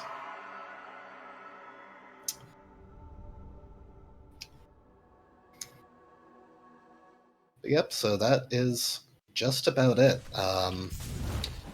Really nothing left but to go make our way to the Black Egg and finish this out. How much more dangerous is Hollow Knight without the higher damage on your Vengeful Spirits? Actually, Hollow Knight on this patch really isn't that bad. Obviously, we can't get doubles. We can't counter some of the attacks as efficiently as we might have with dash to get to the other side of Hollow Knight quickly. But it's pretty easy to fight it safely, I think.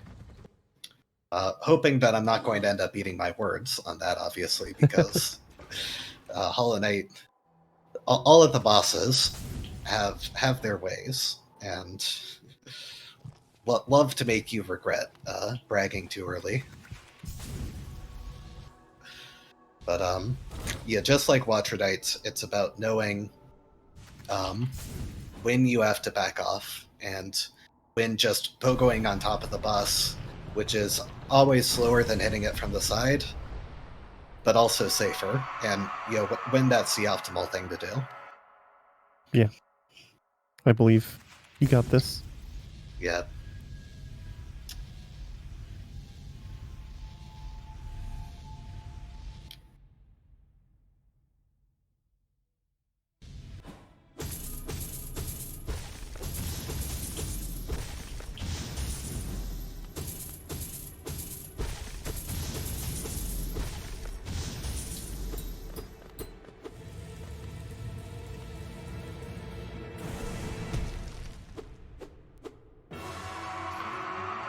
Yeah.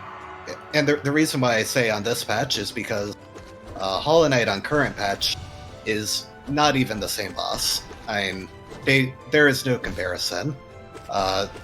His attacks do, or some of his attacks do double damage. This 3-slash attack that he's doing right now is much faster and has a much shorter wind-up compared to what we're seeing.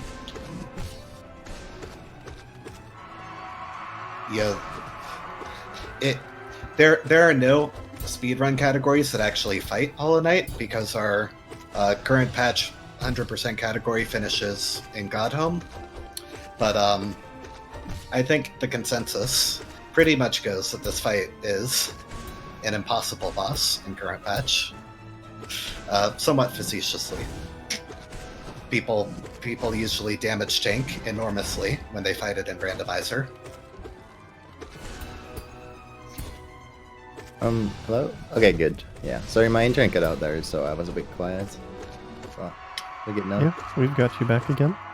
Yeah, don't worry, you just missed a lot of me ragging current patch Hollow Knight. Oh, well, that's how it goes.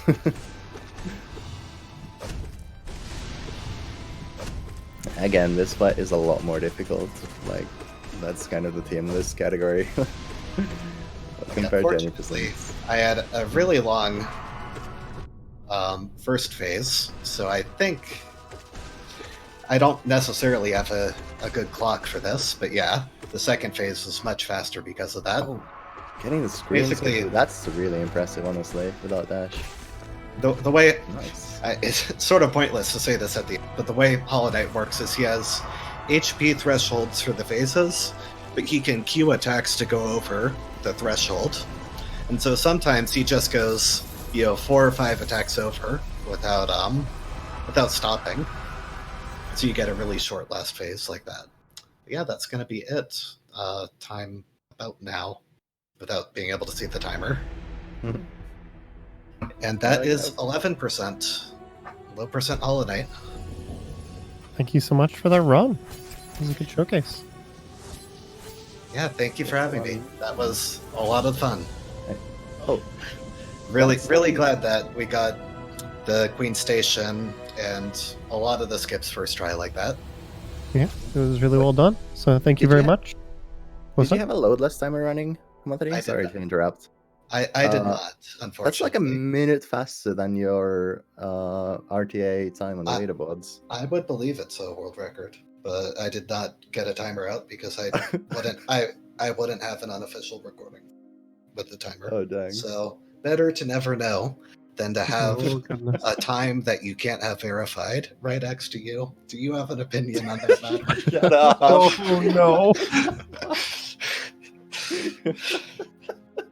Oh, Was they're that a going to low start the blow? memes again in chat after that one. Oh no, what? I didn't watch the full run before this. I'm sorry. All right. I Yeah, couldn't help imagine. myself on that one. Let's get Emre in here. Yeah. So thank you again for the run and of course the fire at the end. We're just gonna real quick thank you everybody for tuning in. Hotfix is funded in part thanks to your subscriptions and bits. So we appreciate everybody who's watching, and we'd appreciate if you consider subscribing to support future broadcasts. But we're gonna go to a break here real quick and swap over to Pantheon 5 being run by Emre. It's gonna be our second to last run, and it's gonna be a lot of fun. So stay tuned.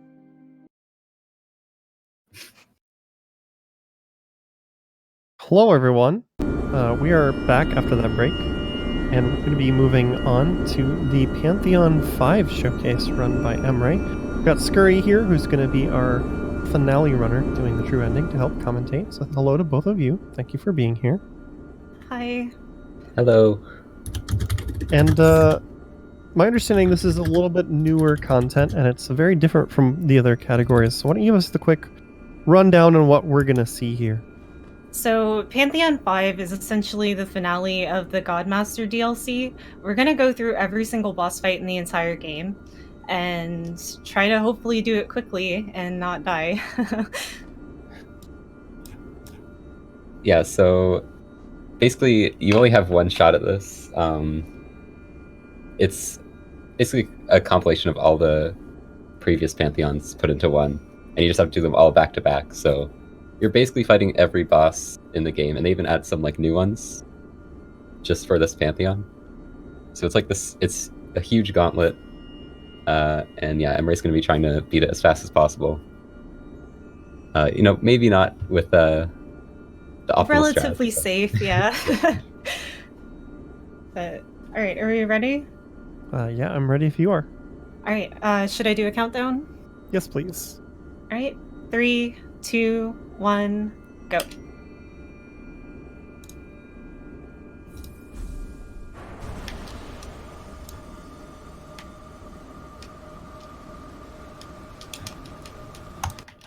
So first up is Vinchli King. Pretty easy boss fight. If you could go over the charm build that I'm using for this scurry, that would be great. Yep, so she's going to be using Shaman, Stone, Soul Twister, Fragile Strength, Nail Master's Glory, Grub Song, and Dream Wielder. Basically, a lot of these are for damage, like Shaman Stone, Fragile Strength. Grub Song is actually going to be pretty useful for some bosses where you can kind of do like damage tank strats to gather soul. So like Nightmare Grab. Dream Wielder lets you gather soul very quickly with the Dream Nail, and then we also just have Nail Master's Glory just to charge Nail Arts a little faster. Can be useful.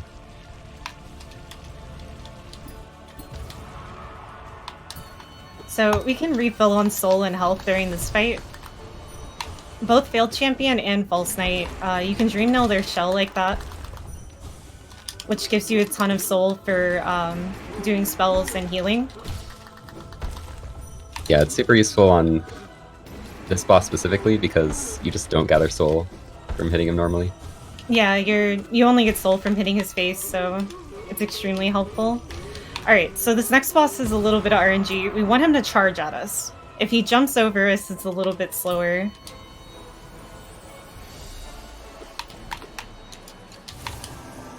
Nice, good RNG. I messed it up though. I Yeah, this would. boss, he kind of just runs into you. That's his plan. I'm gonna blame that on nerves, it's fine. So, Hornet, we can actually get a free stagger at the beginning of this using Cyclone Slash. And then we can stun lock her. The only way that she can break the stun lock is if she... Hold on. If she does the needle throw attack, because it resets her stagger. Yeah, that's always really awkward when you're like counting out your staggers and then Hornet just does a move that doesn't get staggered. Yeah, So exactly. does it all. Alright, Gorb is one of my least favorite bosses. If you want to fill in during this one, that would be great, Scurry. Yep, so this is Gorb. He is amazing and intelligent. Yeah, this fight, he kind of just gets pushed off. Like, you can use Shriek, it does a ton of damage, but a lot of the time it results in getting pushed very high up. You definitely don't want him to be teleporting, because he can get more damage if he waits on that, which is, it's basically just RNG, how long he decides to do that with. Okay.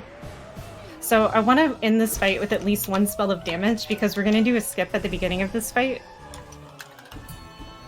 Called the Scream Skip.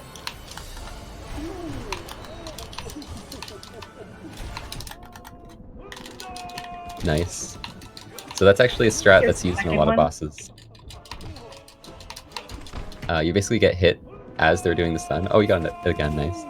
Yeah. And those rollers normally like stun you, but if you manage to get hit as it's happening, you can actually avoid the stun at all, and it saves a lot of time. So this is the least significant boss. He doesn't even get a title card. Why is he in here in the first place? They needed another name. It's the only thing that makes sense. He dies I really think- quickly to just like Shade Soul doubles. Like I this put guy, a surprise in here. this guy's in the game in like several places as just a normal enemy. It's Tiso! Oh, there he is. Okay. There, he is no longer there. So, fun fact about this particular Moloch, it actually has less HP than the Pantheon 1 Moloch, so it dies a lot more quickly and a lot more easily. Whenever I was first doing Pantheon 1 all bindings, it actually took me a lot longer than Pantheon 5 Moloch all bindings. Yeah, they changed a lot of the enemy healths. Like, I guess a lot of the earlier bosses, they know you would just immediately destroy them with a normal, like a full build at this point. So they tried to give them some more health. So this boss fight, as long as you don't stop shrieking or diving, you will kill them before they kill you. So that's the goal here.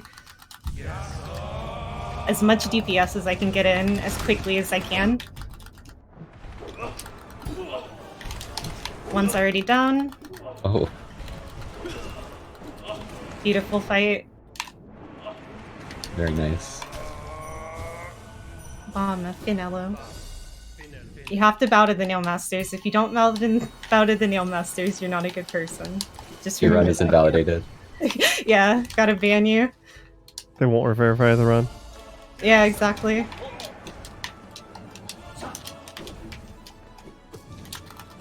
So Zero's a lot like Gorb, but he doesn't teleport. And I feel like it's a lot easier to dodge his stuff too. He's just easier Gorb. Nice, good fight. There's a lot of bosses where we kind of want to get them stuck in between the 4 hitboxes of Abyss Street to try to get as much damage as we can on them. Zero's one of those bosses, and we got really lucky with a lot of those shrieks. It is kind of RNG how the shriek knocks them around. And yeah, the boss So- order kind of goes up in difficulty as we go on.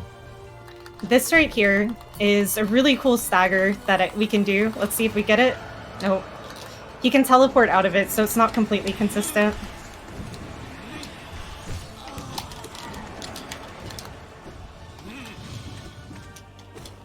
Alright, and so right here, the first hitbox of his dive doesn't have, like, a hitbox that we can hit. So I'm gonna dodge his first dive, and then I'm gonna try to get double hits on his other dives after that.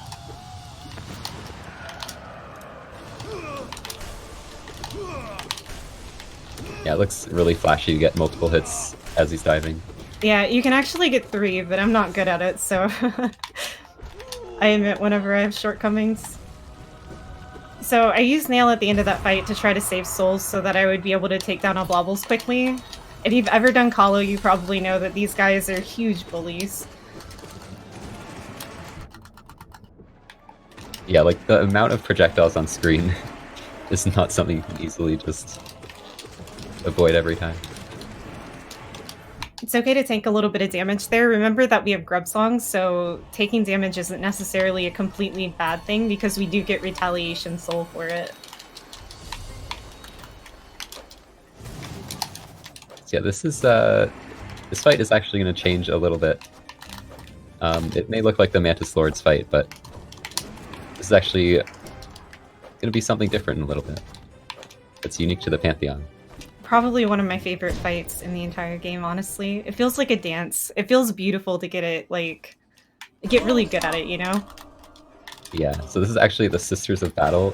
Instead of fighting one and then fighting two at once, you actually have to fight all three at once. There's a lot of intentional... Oh, sorry, Scurry. It's okay.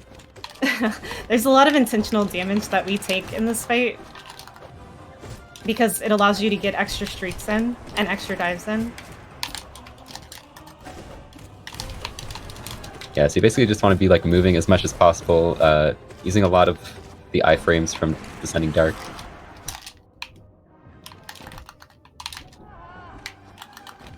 Oh no, that shriekness. Oh yeah, Shriek. You can use Shriek as like a ground spell and it does a ton of damage, but it's not really designed for that, so you have to be like right next to them. Yeah.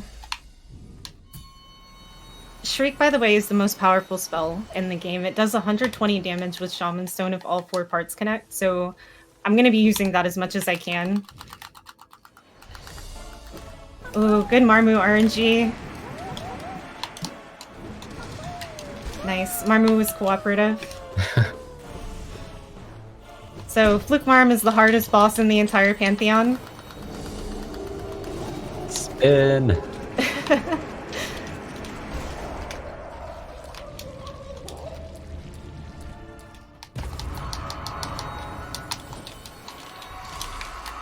Ooh, I tried to go for a triple hit there. I ended up getting hit. So yeah, I'd If you say ask... Wait, dive what is were you probably gonna the say? best for this fight. You can ask any Hollow Knight speedrunner, and they will tell you that Broken Vessel is harder than Lost Kin. It's because of the headbanging attack. Yeah, it really is. Like, they don't have that in Lost Kin. Like, they removed the attack for some reason. That's actually the hardest attack to dodge. Yeah, if he had a headbang attack, he would unironically be like one of the hardest bosses. Alright, so Galleon, we want him to go up, and he's giving me really bad RNG right now, because if he's too low, my Shriek is gonna pull him down into me, and if he's on the ground, he hits me, so... Not really a good Galleon fight, but we lived. Yeah, that Scythe can be really hard to avoid sometimes. It just corners you a lot of the time. So the premise of this fight is essentially the same as the Oro and Mato fight. Kill him before he can kill you. I am taking a lot of extra damage though, so I will try to tone it back a little bit.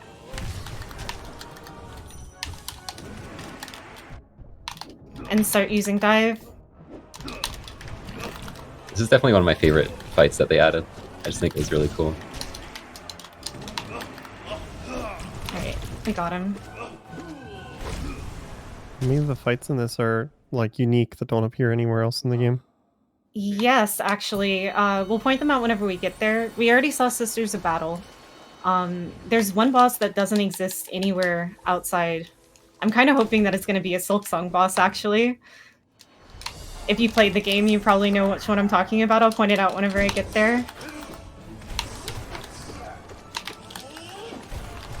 So I like using dive on Hive Knight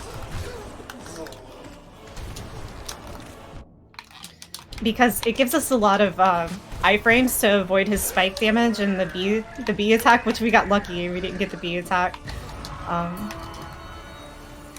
So that's a good way of avoiding damage, abusing the dark iframes. Yeah, and we have Elder who, I'm gonna have to deal with this guy later as well. He kind of just teleports away from your attack sometimes. It can be super annoying. Whenever he does that screen-wide attack that goes towards the center. Explain Can't hit him stream during scope. that. I got it! Yes! Oh, nice. So that's actually a really precise experience it there. You have to kind of use Shade Cloak to get inside of him. And now it kind of causes this visual effect where you just have this screen still happening for a while. Yeah, you can do a lot of extra damage if you manage to pull that off. Yeah, so the reason we're using the Strength Charm is so that we can Oko his enemies, but that barely even came into play because we killed them so fast. The Scream Skip allows you to get like 3 extra Abyss Shrieks in at the beginning.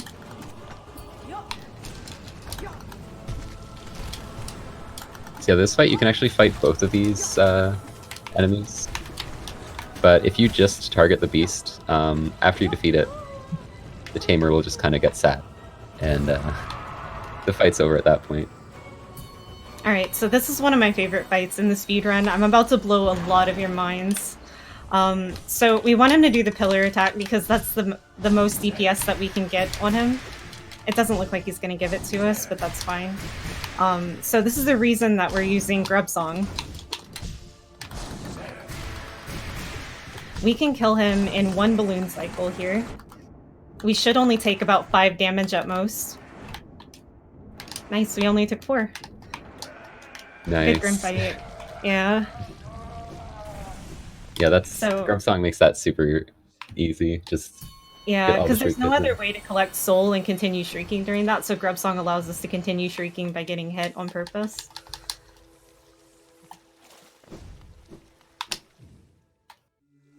So you guys have already seen this boss twice today. This is a different version of the fight where we're going to try to use Shriek. The only thing we don't want them to do is roll. yeah, and they do have more health in the Pantheon, but we have way more equipment, so Yeah, we're doing a crazy amount of damage compared to poor Homophony. we can also dash. That's a good improvement as well. Yeah. Not just regular dash, shade dash.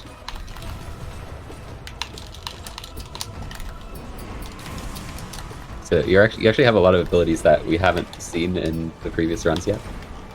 Just because it's stuff that we would skip to beat the game for any percent or low percent. Like including the shade dash and the double jump. Double jump maybe not as useful, but shade cloak's super useful for combat. So you explained it at the start, but I saw somebody ask in chat what charms you're using. Yep, so charms being used are Shaman Stone, Soul Twister, Fragile Strength, No Master Glory, Grub Song, and Dream Wielder. Oh no. That was unlucky. Oh yeah, so they actually revamped the Umu fight. Instead of waiting for Coral, we now have to use the big jellies to hit and be And able I to do got damage. very, very unlucky.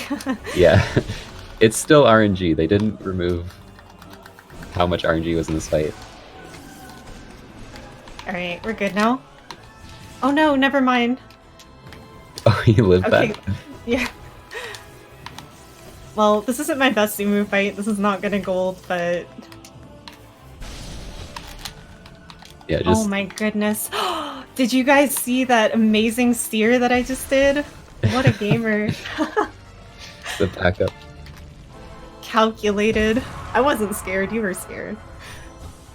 Alright, so we have a lot of soul. I'm gonna get a free shriek at the beginning of this fight. This is the boss I was talking about earlier. This is the boss that is specific to Pantheon 5. It's called Winged Nosk, which is basically Nosk, but it can fly, which makes it essentially a slightly harder Vengefly King. What do you mean? That's Hornet.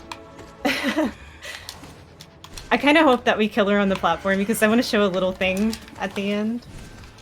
Hopefully we don't Hornet kill her looks over a the little side. different.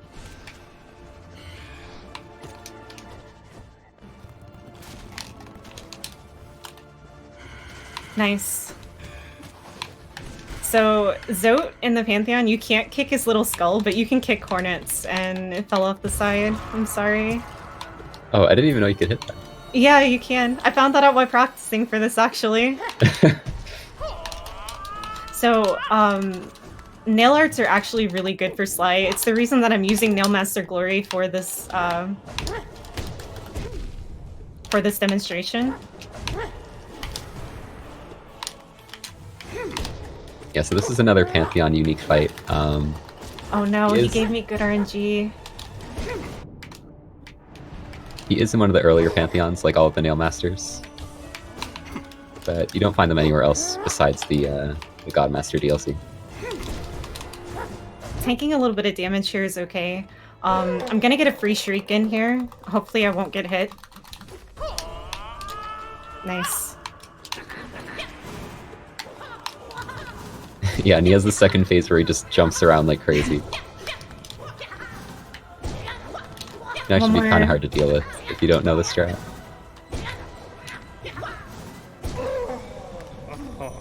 Nice. Yeah, that was an alright fight. So, Hornet Sentinel actually has less HP than Hornet Protector, which is the one that we fought earlier in the run. I'm not sure why Team Cherry decided to do that. So we can actually stunlock her the same way we stunlocked the first one. But if we were to do that, the fight actually would be super, super fast. Yeah, they made the second version like easier than the first version. It's weird. It's one of those bosses that ended up getting a huge HP nerf in the 5th Pantheon. Oh, alright. Enraged Guardian. I didn't mean to tank that, by the way. Enraged Guardian is basically the same thing as Crystal Guardian, except he does 2 damage. I'm gonna go ahead and heal. Lostkin, you can actually stunlock. He takes 7 hits to stagger on this patch. And hopefully I can show off the stunlock. Luckily, he doesn't have the headbang attack, so easy boss. Is that our metric for how difficult the boss is now? Do they have headbang? Yes. Yeah, So Broken Vessel is #1 hardest. definitely I agree. Alright, easy boss fight. Followed immediately by one of the hardest boss fights. So the way No Eye's RNG works is she has like a timer for how long she sits in one spot. And every time you hit her, the game decides if she's gonna teleport. We want to be able to get her in a shriekable position without her teleporting out of the shrieks. Oh no, that's... Oh, I got early control! I'm gonna heal. Oh yeah, so that's actually a little glitch there that can happen. If you get hit into a hazard, the game actually doesn't know what to do, and you immediately can move after spawning. It usually does a lot more harm than good. Yeah, normally you'd end up walking off of a platform, kind of like I just did. She's almost dead. Alright. Fortunately, Trader Lord is a really easy fight, and I can collect a lot of soul on this fight. You can actually scream skip at the beginning of this fight like we did with Collector, but you take 2 damage, and with my health, and obviously for marathon safety, I'm choosing not to do it. Yeah, and this is a buffed version of Trader Lord. They buffed him at some point. He used to only do 1 damage per attack.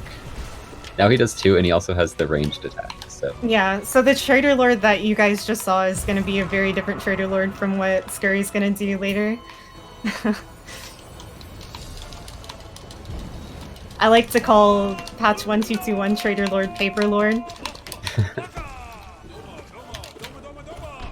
So here, I'm just going to try to shriek whenever he jumps in the air like that. Otherwise, I'm just going to try to get nail DPS in. And we're going to try to scream skip on the second scream if I can time it properly. He's got to be close. I'm going to go for it here. Nope.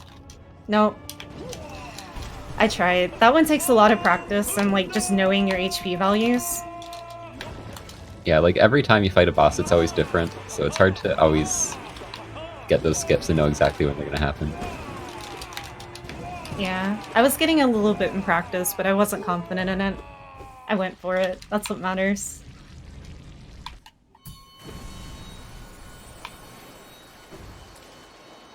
So now we're on the hard gauntlet. I'm gonna try to let Scurry take the lead and try not to talk much for these next few bosses because these next few bosses are actually legitimately hard. And this is usually where a lot of people get stuck. Yeah, so now we have a lot of the dream versions of fights. Basically all the fights we fought before, but a lot harder. Like this is Soul Tyrant. It's the harder version of Soul Master. It's actually a lot of the same strats for this guy, but way more health. He's a lot faster. Scared me. I wasn't expecting him to come out of there. This is one of those fights where wings is actually super useful. So I actually find these dives a little bit easier to do the double hits on than Soul Master, as I miss every single hit. Okay. I don't like this. Alright, so Markoth is up next. Markoth is one of the most difficult bosses in the entire Pantheon. I have lost countless runs to this fight right here. We need him to go up, and he's not going up. So I'm gonna play very safe in this fight. This is why I asked him to upgrade it to a 35-minute estimate instead of a 30-minute estimate. Alright, Yeah, he's up. That's This good. fight can get ridiculous because after a certain amount of damage, he actually gets 2 shields. And at Got that it. point, it's very hard to hit him, especially with the limited ground space you have. And okay, So the goal with Markoth is to kill him before he can kill you, and we need him to be up so that we can shriek him like that. the goal has been achieved. Yeah, we got it. So it's the opposite with Zote. We use D-Dark iframes, so we're using the opposite spell. This fight is like, there's so much RNG in this fight. It's one of the most obnoxious ones to have to do for the Pantheon. So those bombs that he just spawned can actually do 2 damage to you, so that's why I'm using dive whenever he spawns those, to make sure that I can't be hit by them. That's another marathon stage strat that I'm choosing to do. You can actually shriek him a lot more than I'm doing. I'm playing very safe. Oh no, I got hit by the Zotling. Alright, we got him. Nice. So, Failed Champion, I know is a boss that a lot of people struggle with, and we're gonna make him look absolutely trivial right now. I'm gonna get a Dream Nail at the beginning of this. We want him to jump over us, and he didn't, so we are gonna have to do this the long way. Alright. I'm gonna take a moment to heal, just to be safe, because I want to be at 3 health here. Yeah, if you keep pogoing him like that, you can actually get more heals in before he wakes up. Be really useful.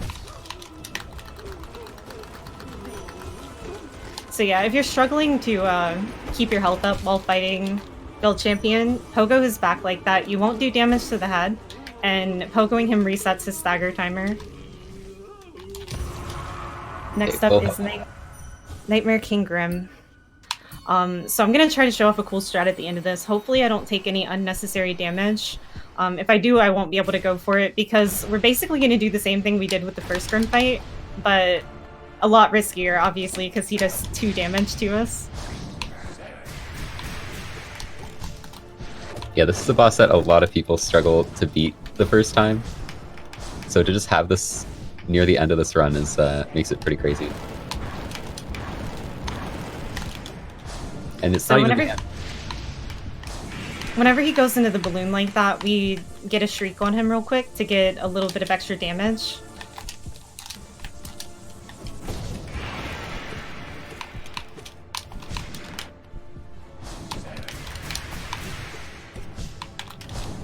Oh no, I'm on the right side. There's nothing wrong with being on the right side, it's just I'm used to being on the left side, so it's like trying to write with your non-dominant hand. Oh yeah, I definitely feel that way with a lot of bosses and strats and stuff. Like left side Umu, I would not be Yeah, able to do left that. side Umu is a travesty. Let's be glad that Axe wasn't doing the any percent run. It's like in fighting games Yes. when you get used to playing on one side for too long and you have to switch. Yeah. Okay, nice. Nightmare Grim. Alright, so we no longer need Grub Song because that was mainly for the Grim fight, so we no longer need Dream Wielder because there's no good time to Dream Nail these next few bosses, so I'm gonna go ahead and take off those 2 charms to give myself an extra hit point of damage with Fragile Heart. It gives you 2 extra masks, but in this case, because both of these bosses do 2 damage per hit, it's going to give us an extra hit just for safety for the marathon. Make sure that I don't die. So yeah, Pure Vessel, basically the harder Hollow Knight. They gave him a lot of new moves, though. He's quite a different boss fight. So the faster version of this fight does shriek a lot more than I'm going to be doing. I'm only really going to shriek whenever he's staggered. Otherwise, I'm going to try to dive instead for the iframes. We want to end this fight with at least an extra, like, full container of soul. That way we're going into Absrad with that much soul. We do get a free health refill after this fight, so taking a little bit of damage is alright.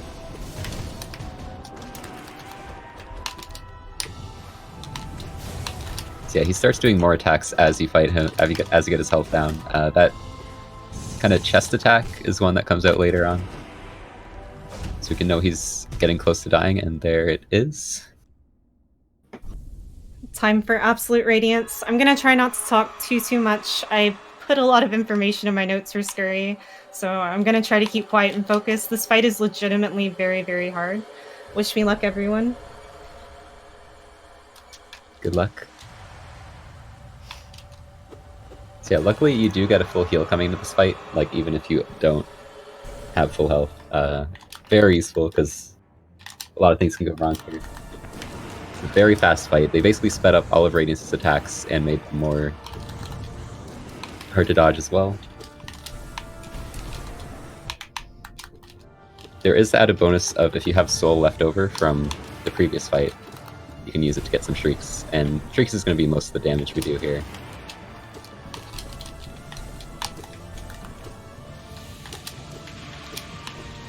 Already making it to Sword's Phase, only 1 mask down. It's a very good position to be in.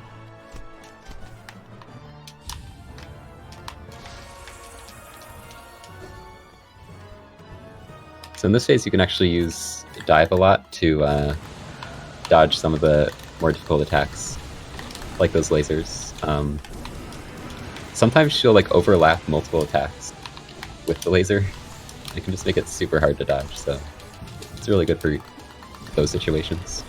That was an amazing phase 2. That was super good. And now, this normally would be almost over, but there is one more phase for Absolute Radiance at the very end. Oh no. She kind of got me stuck there. Oh yeah. And I've seen a lot of fights end at this phase. The gold balls can really juke you out, but... That was intentional. I knew she was dead. Alright, GG. Nice. Timing ends on the black fade out after defeating her.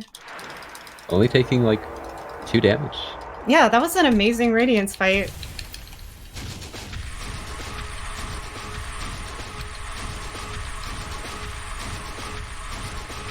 GG. I'm glad that I didn't even come close to dying. Really good job. Yeah, nice. Alright. I can finally unclench now. You did a really good job. Thank you for showing that off for us. Thank you. Thanks for having me. So that was Pantheon 5. The I guess just the hardest boss rush available in this game. And just as a quick reminder, we've got one more run tonight, so make sure you stay tuned. We're going to be swapping off in just a minute here for putting Scurry on the runner position. He's going to finishing us up with a true ending run, so stay tuned.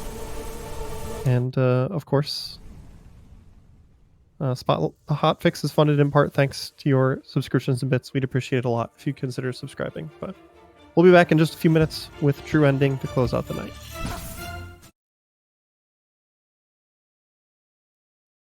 Right. People are saying Well, audio. Welcome back. I think we should be better now. Sorry about that. But we're going to be moving into our final run of the night. Going to be True Audio or True True Ending. because of course that's the best way to end the night is true ending. And we've got Scurry, who's just helping us commentary on Pantheon 5, is going to be running that for us. And of course, Hamotheti is back to help with commentary on true ending. So thank you both of you for being here.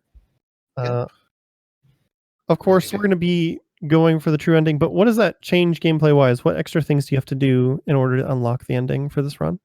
Oh wow, is that asking for a laundry list or what? The main thing to trigger the ending is you have to get the Void Heart Charm, and you have to get 1800 essence, a clear white palace, which is a secret area, and get to the end of Queen's Gardens, which is probably the most heavily fortified part of the map. So we're going to be seeing Scurry probably spending upwards of 40 minutes just working on clearing the requirements for True End. Oh my goodness. Yeah, But basically we're beating Radiant.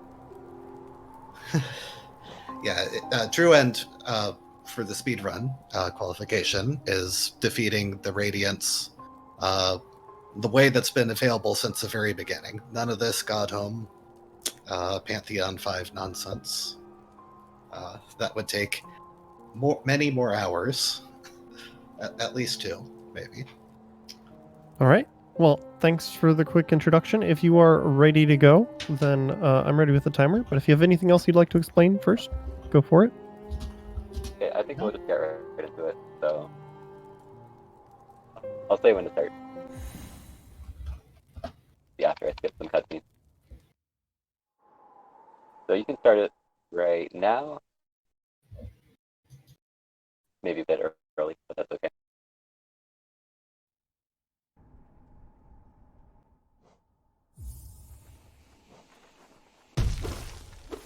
Yeah, this is going to be True Ending NMG. As we said, we're basically going to be beating Radiance as fast as possible, and basically doing everything on the way to do that. It kind of starts out similar to any percent. We are going to have a pretty big route change pretty soon, as well as we're going to actually fight False Knight. Yep, this is the only time tonight, I guess, other than that brief moment during Emre's run, where we're actually going to see a False Knight fight. It's not that different, actually. Just a little bit of damage tanking to get through it safely. But yeah, the big divergence for True End is after Mothwing Cloak, where we're going to see Scurry do something just completely off the walls. Like, if you did not see Scurry do it, you would not believe it's possible. So yeah, we're gonna be heading over to False Knight for now. Definitely want to be at like almost full health, at least 3. So there is some stuff that can go wrong on the way there. Hopefully I won't have to heal at all. Yeah, if you fight False Knight optimally, you only have to damage tank twice, but it's really, really precise, and well, sometimes you have to damage tank more. Also, I want to point out, I did right fall there, and Fire did the left fall, and I didn't get hit, so I'll give it the better strat.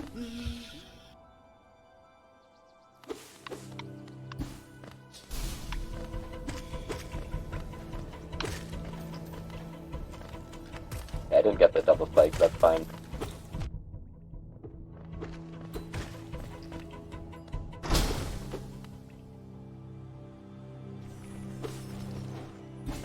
Yeah, the double spike kill on the Aspids is really precise. You have to basically hit the stalactite as soon as possible out of your jump.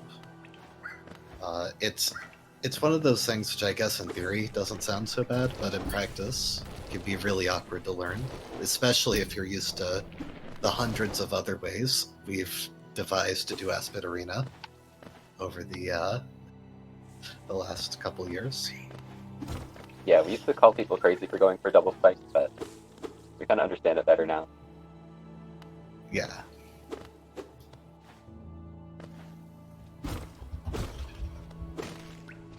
It's sort of normal progression in some speed games. There's the strategy that seems really hard at first, and then you just get better at doing it. Yeah, same for, I think Pogax is a really good example of that. So anyways, we're going to be knocking him over before he hits us the first time.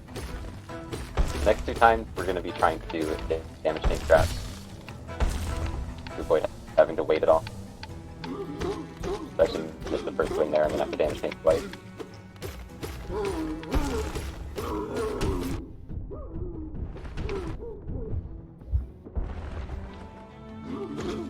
Oh, I did it twice. That's fine.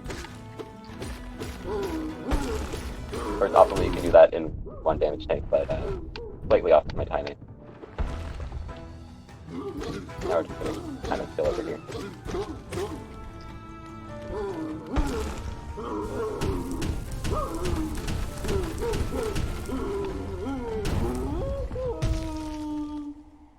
So we're going to completely ignore the item he dropped. We don't need it. Yeah, City Crest is... well, I'm pretty well known for not liking it, but in general, it's not very fast to use it. Basically, it gives access to the left side of City of Tears, which I remember Palm and Shave talked about. It's a really bad place to be, because you want to be on the right side of City. The left side of City sucks. And if there is one thing we are not doing out of almost everything in the game that we are not going to Soul Sanctum as much as we can prevent it. Yeah.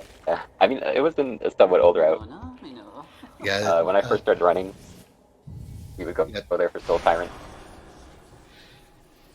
Soul Tyrant used to be in the route, but yeah, it's a really slow fight. It takes a long time, especially if you're only using Shade Soul. But even if you had a Bishriek, it would be way too long to justify. Yeah, and right after you have like a hard save, and you have to walk all the way out, and it takes forever. So, yeah, so basically what we did to replace them was we get Lantern and we get No Eyes and Elder instead of them.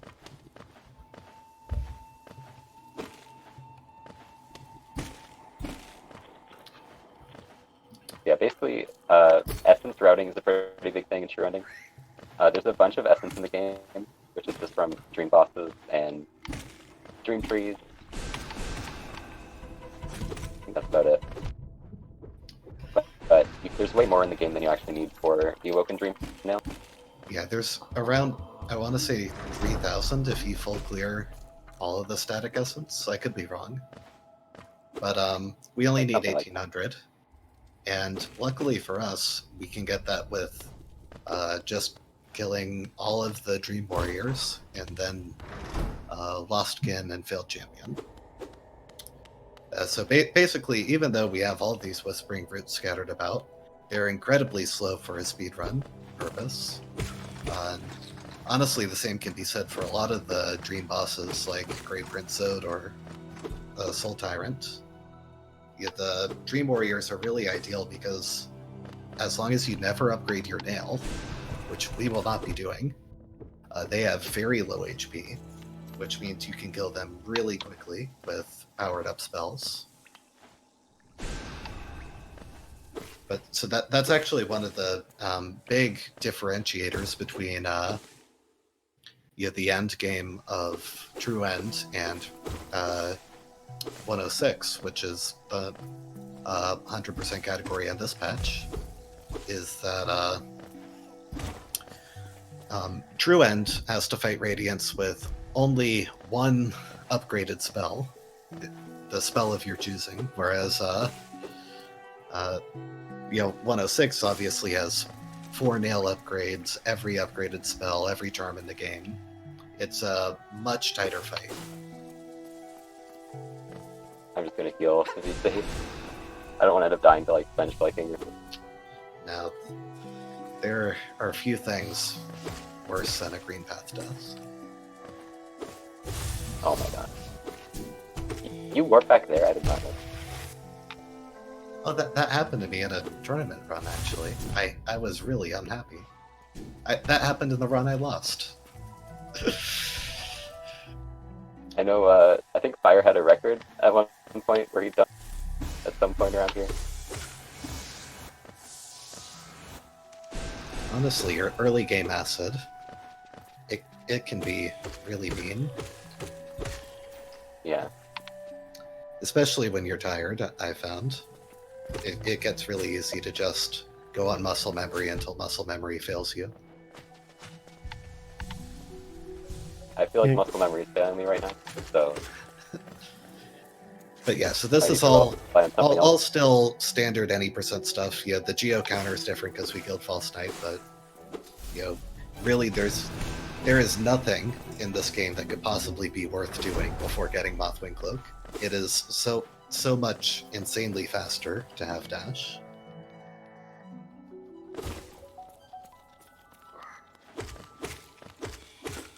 Unlike in low percent. And low percent may well be proof of how slow it is without dash. I actually really enjoyed the low percent run. There's some cool strategies. Yeah, the low percent runs can be really interesting to watch, just to see how different they are. The strategies you have to adapt to get through without the core abilities. Yeah, it's a very, very different style of play from any other category. But this category is sort of nice in the reverse sense. Aside from maybe a little bit in Pantheon 5, we haven't seen nearly the full range of movement once you get double jump and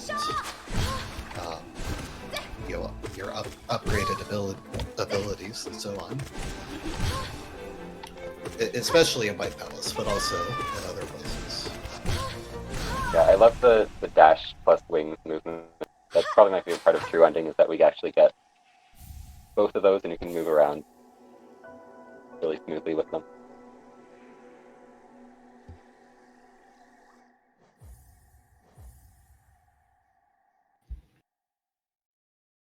Yeah, now it's been pretty similar to any percent. We're going to make a pretty big break here. Instead of going to get Claw now...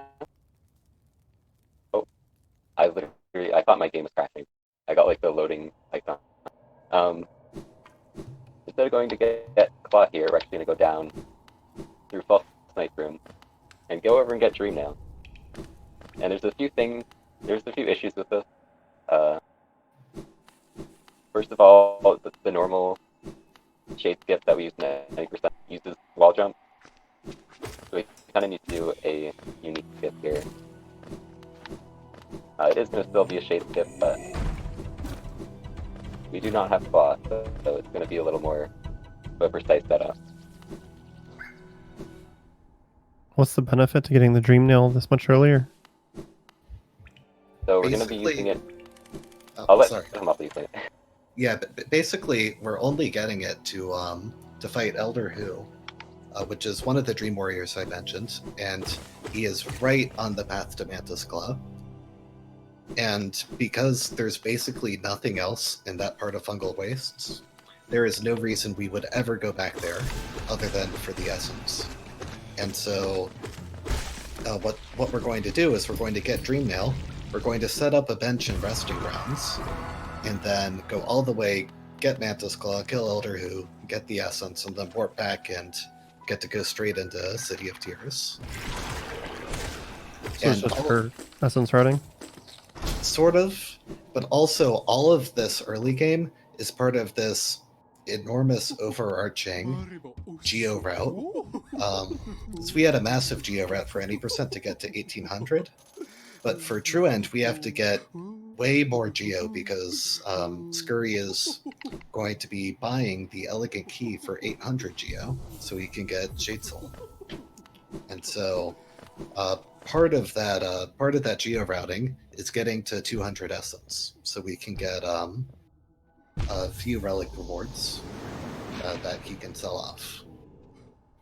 And because there aren't many fast and easy Dream Warriors at this point, Elder Who is absolutely required for that. The next best option would be like taking a minute detour into Howling Cliffs, which is really Alright, slow so I'm right going now. to do... Oh, he's fireballing. Okay. I'm going to make this big offer.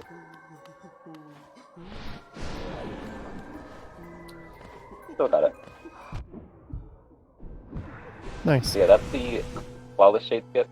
Basically, since you can't jump up the wall, and we instead have to pogo him 3 times. The first time, we need to get a counter, because the shade will die in 2 hits. So enable to pogo him 3 times, we need to actually lure him into an attack. And we do that by basically bouncing off his head, and then shortly after pogoing him. And instead of damaging it, it's just like a counter and it doesn't do damage. But yeah, it's a really cool skip to start this out. There is actually a version of it which doesn't require dash, and there is a meme category which is dedicated solely to showcasing that skip.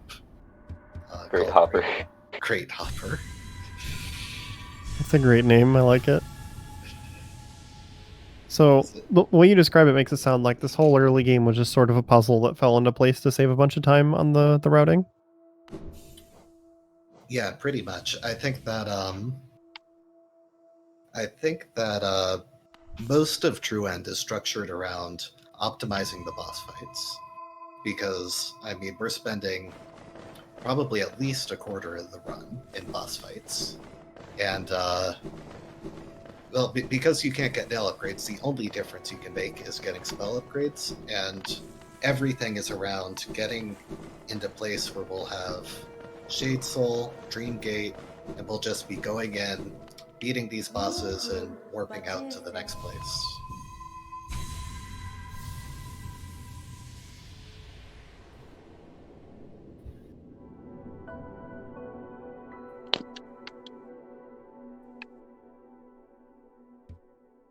Yeah, we're just going to be doing Seer skip. It's already showcased 90%. But instead of going all the way down, we're actually going to be going to the station here, which we're going to warp back to a few times.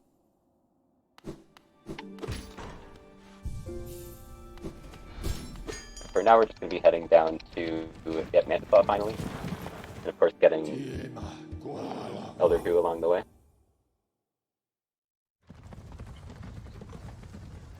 Yep, Elder Who, incidentally, is not a boss anyone wants to fight early, because the amount of RNG on this boss, and it's pushing close to Umu levels. Yeah, I've reset so many times for this fight.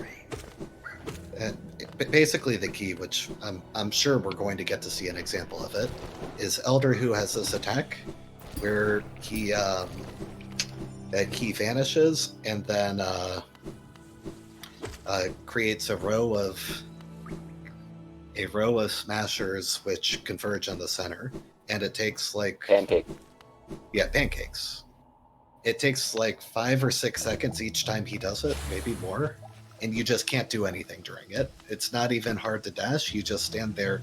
It's hard to dodge. You just stand there and take it. And it really sucks in a actual run. Yeah, I've had fights where he doesn't do that move once. That's what you want. We'll see what he does, though.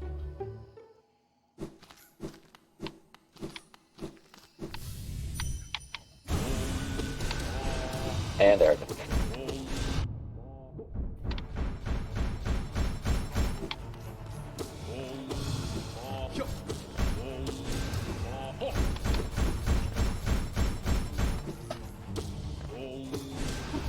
It's definitely classic Elder Who. Yep.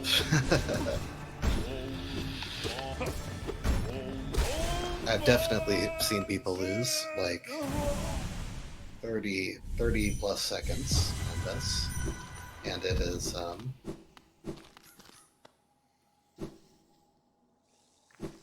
We actually it did is a bit of a skip it just there. really sucks. Yeah. If you actually buffer a dream nail out of the dream nail that you use to absorb the soul, you can actually cancel out of the animation. It counts as a minor glitch for our rule set. You're allowed to use it, and it basically saves a lot of time on a couple of these streamers. Oh,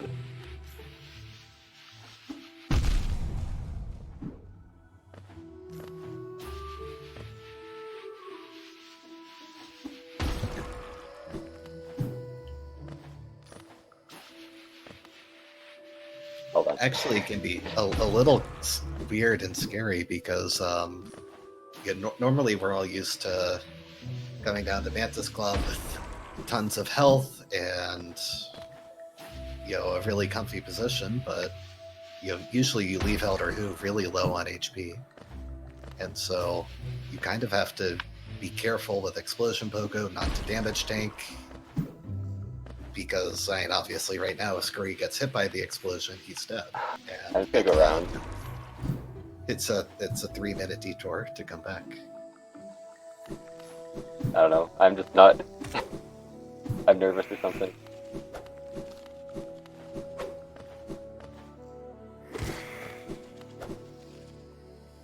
Yeah, fortunately, Explosion Pogo is one of those skips that isn't really required. It only saves like 30 seconds or so. And for a long run like True End, you can just really afford to dope out.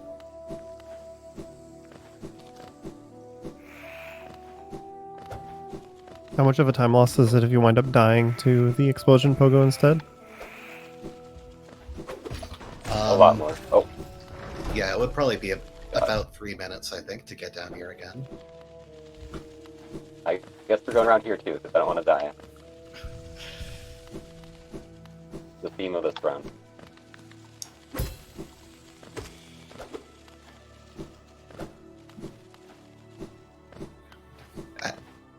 I want to sort of lean into the same point I made during low percent, which is that things can just go cataclysmically wrong when you don't have good movement in Hollow Knight. And there's just no good way to correct for things before you have Mantis Claw to get that vertical control. Like, the dash is just a really poor substitute. Yeah, it seems like once you have dash and the claw, that's when things really open up for you. Yeah, exactly. You can just do so much, and that's also the point where pogos become really powerful, because, like, you get that extra height, and then you can use the dash to get to a wall where you actually make something out of it. You're not getting a pogo into wall jump with just fireball. But yeah, so Scurry's fighting Zero now. This is a really fast fight because Vengeful Spirit actually triple hits him because of how much knockback he has. That was a really bad fight. But yeah, I was not getting triple hit. you can afford to just play fast and loose because, well, we're quitting back to bench really soon here. We're just dipping down to get a Open King Station. Yeah, I don't trust this area though. Like, there's so many random enemies that can just hit you at any point. Back when I did True End, I died in King Station in a very embarrassing way because I had such a terrible Zero fight. But yeah, so basically, I mentioned before, but 200 essence is the big threshold for getting relics out of this year. And so we hit that by killing Zero, but obviously blocking back up afterwards would be a kind of a waste of progress. So we're going to come down, open the stag, then quit back. And that way we'll be able to stag just right back here to pick up where we left off once we have the money. Yeah, we use the stags a lot in the front. Yeah, there is a ton of thought put into the benching route here. In no small part because there are a lot of hard saves integrated into this, and you have to sort of plan around how to avoid the hard saves where it's possible. We are really rushing Dreamgate.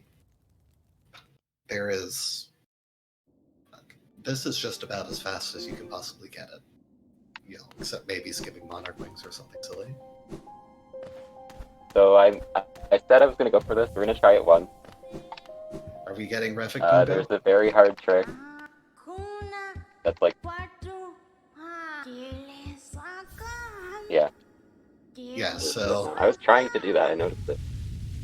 yes, Scurry is Everything. going to be doing a Revik skip coming up where Dreamnail one of the ghosts. And if you played Hollow Knight a very long time ago, this is going to surprise you a bit, but actually they changed the Spirit's Glade so that you get attacked very viciously if you mess with the ghosts any.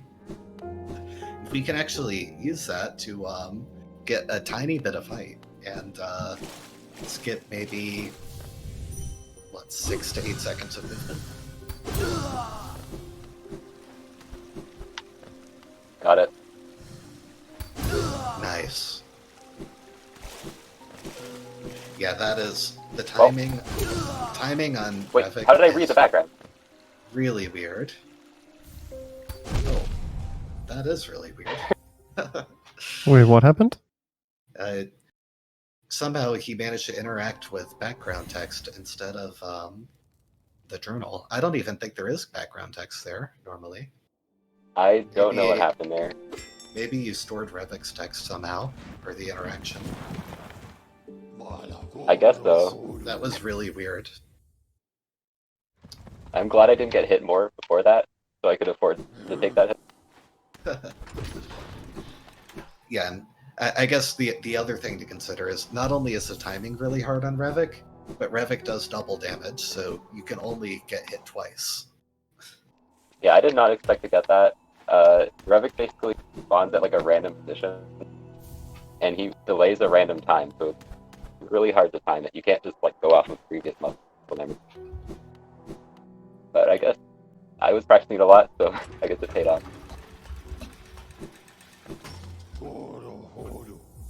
Yeah, that skip is actually not in world record. Because it's like way too risky to go for. Yeah, anyone For the who kind got of thing. anyone who had already gotten a good Elder Who is going to be really reluctant to take the risk of throwing that away on Revik. Yeah, it saves like 4 seconds, I think. And loses like over a minute. Yeah, because that is not at all required to get the King's Idol. You can literally just go around, and it's like 3 dashes out of your way to get to a wall you can wall jump on. But it is definitely faster if you have the confidence. Yeah, now we're just going to be collecting a bunch of Geo. We've been getting a bunch of relics, including the one at we did the Revik tip. And it's basically all just get enough Geo to buy the lantern, as well as the elegant key later, which we'll both need for getting into Crystal Peak and getting Shade Souls later. Oh, classic Dark Room.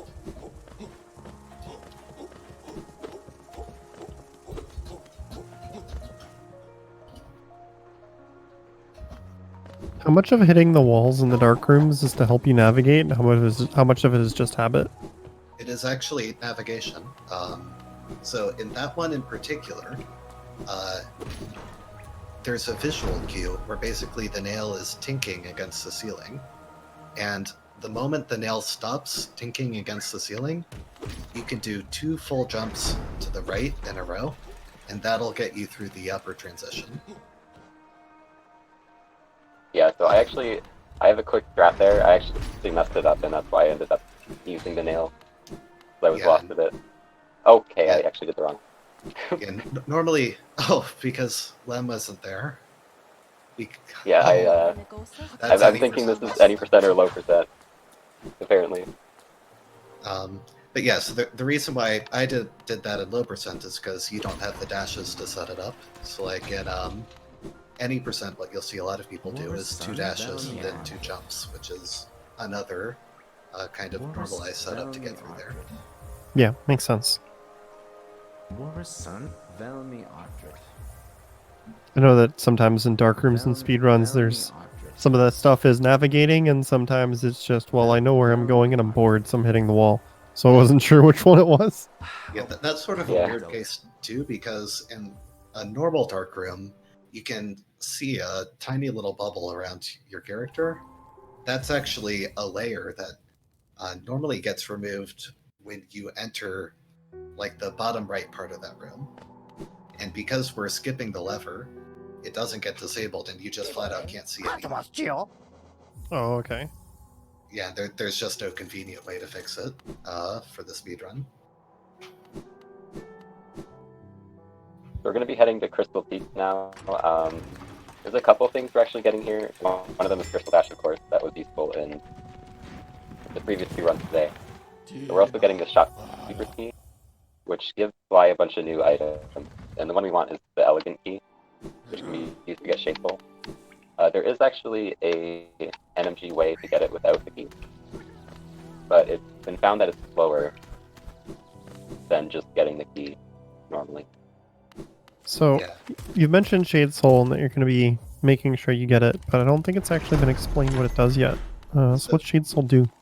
So basically, every spell, there are 3 classes of spells. We're only going to be seeing the Fireball spell here. And every spell has 2 tiers. And Shade Soul is the 2nd tier of Vengeful Spirit. It's bigger and it does double damage. And being bigger is actually important here because it means Shade Soul is much, much better than Vengeful Spirit at double hitting bosses. So, VS does 20 damage, Shade Soul does 40 damage, and most of the time we're going to be trying to do 80 damage with Shade Soul. And so it makes a huge difference on boss fights, especially against Radiance. Yeah, that makes sense. Yeah, the biggest Would basically thing is be definitely unbeatable Radiant. without an upgrade. But so, this routing is sort of calculated. We want to get Shade Soul, then we're going to jump right back into the Essence Collection with Lost Kin and Failed Champion. That gets us Monarch Wings, which is our last big movement item, right in sync with getting Dream Gate, which will let us deal with these hard saves that are really constricting the route.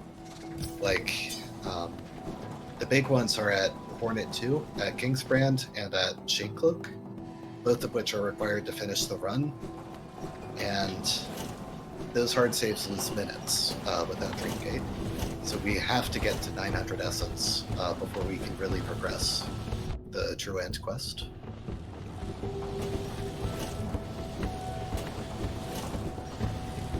Always got to go under that last platform. Definitely worth it.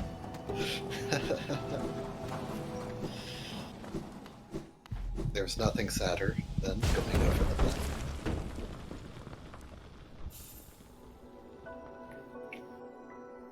But yeah, so Crystal Heart, it is a nice speed upgrade at this point, but it's also pretty much essential to get to double jump, at least in a timely manner. There are some really esoteric sequence breaks to skip Crystal Heart there, none of which we can really do at this point, or want to do.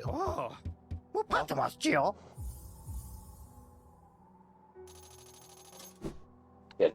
Now we're finally in the spot where we're going to be heading towards Shade Soul. Basically, we're going to be doing a few crystal dashes, and then there's one. He's not really a boss, but there's one guy we have to fight before we can get him. And then right after that, it's basically going to be a boss gauntlet. I'm not sure if I'm okay with you downplaying the Soul Warrior like this. I've died too many times to Soul Warrior in True End. Way back He's when just I a did normal enemy. Fruit. But I also did. I'm going to die to him now, probably. That's kind of the trend. When you trash talk somebody too much in a speedrun, they usually get their revenge somehow. Yep. So, Soul Warrior, which is coming up, is a boss that is really easy to double with either Fireball spell, I think. But it's kind of awkward here because he has these minions that spawn and they have too much HP. Like, really just too much. And that bench was actually a routing decision. Oh yeah, sorry for interrupting that. That bench is actually really, really convenient here for getting out of Soul Sanctum fast. Yeah, so basically right after we get Shade Soul, we're gonna be heading right to Watcher Knight. So that bench is really useful there. It's a lot faster than walking all the way there. Nice double hit. Oh wow, yeah. Shade Soul would make the strategies for hitting Watcher Knight a lot better, wouldn't it? Oh, So Shades yeah, of you're Watcher gonna Knights see is so fast. this fight is gonna be a lot different than the fight you've seen. Maybe it'll be kind of similar to the Pantheon fight, I would say. Yeah, I just remember watching Hamatheti and Fireborn playing it really close with trying to just barely graze the top of them with the Vengeful Spirits. Yeah, Scurry is going to be able to just walk all over them with Shade Soul. I don't know if we haven't talked too much about health numbers, but basically the nail does 5 damage, so a 40 damage Shade Soul, for reference, is just becomes almost your entire source of damage by the end of the game, since we can't upgrade the nail in this run. Especially Yeah, if you're this is getting double or triple actually- hits. Yeah, you can get a lot of double hits and triple hits. Triple hits is usually boss specific. It's not something you can do on everyone. Yeah. But there's actually 2 routes for true ending, with very similar timing. The other one actually uses Wraith and Shriek, and just doesn't get Shade Soul. Currently, Record uses the Shade Soul route, but it's definitely possible to get Record with the Shriek route as well. Monster's the only one who has used that to considerable success, but it's always an option. In theory, the routes are fairly close, but I think most people would agree that Shade Soul seems to have the decisive advantage in the rivalry. It's much easier to use, for one thing. We saw Emre tearing through Pantheon 5 with Abyss Shriek, which is the upward spell, which does 120 damage. But it actually tends to be really unwieldy, especially against Dream Warriors, which have knockback, which prevents all 4 pieces from hitting. So even though Abyss Shriek has better DPS usually in theory, it just doesn't work out as well in practice without you putting a lot of effort into it.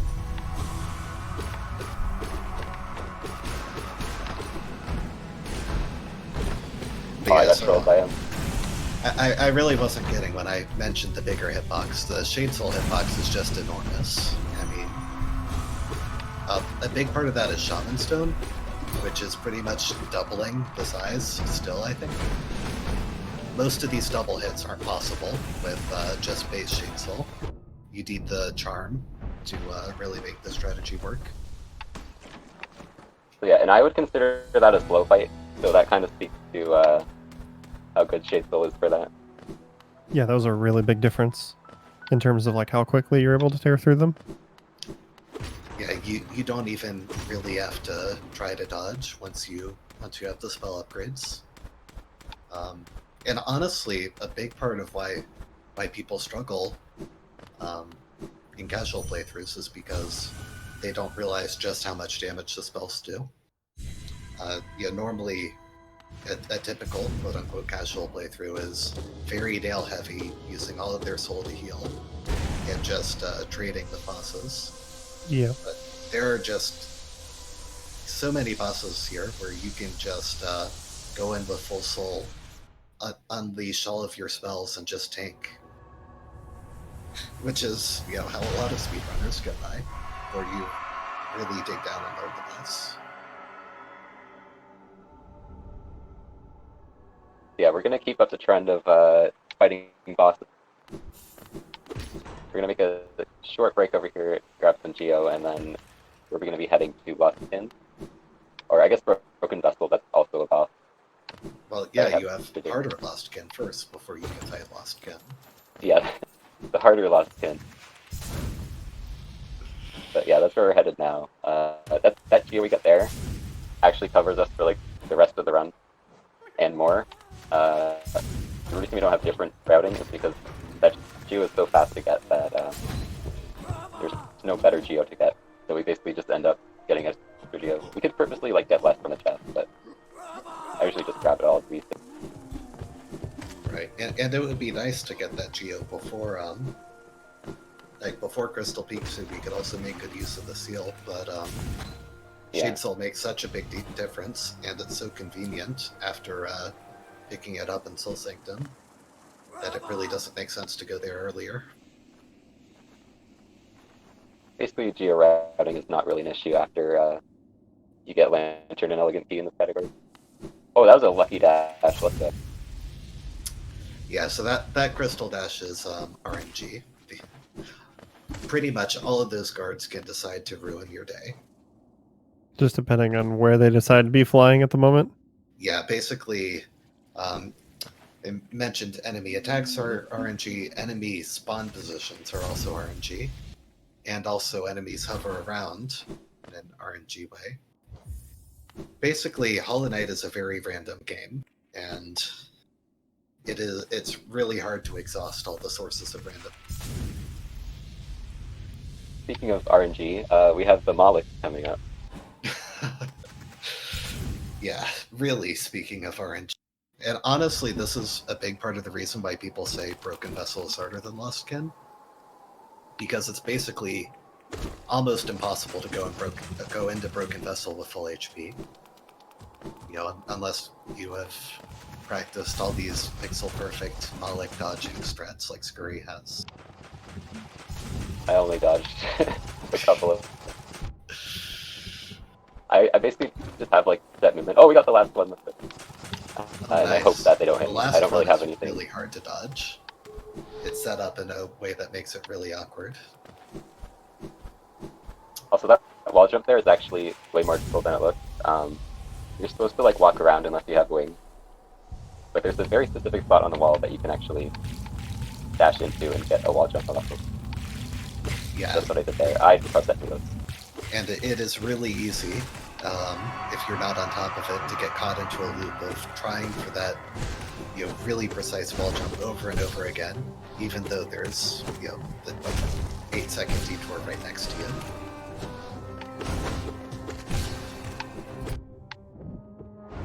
But yeah, so Broken Vessel, another fight that is just worlds different with Shade Soul versus VS, because VS doesn't have the power to just throw him around the room the way Shade Soul does.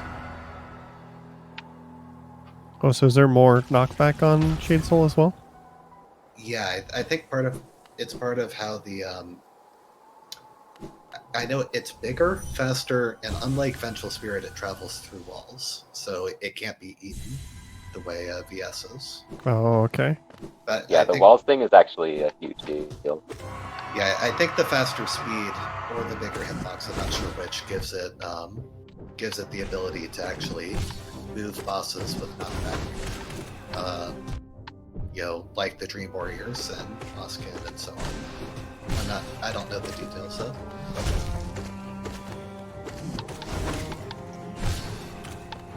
Yeah, so Oskin has triple hits on these guys. Has like 2.5 times the HP of Broken Vessel, I think. Something like that. It's a lot of HP, but you can set up these triple hits when he does his dash, and it's really satisfying. Yeah, I'm not really getting good position for it though.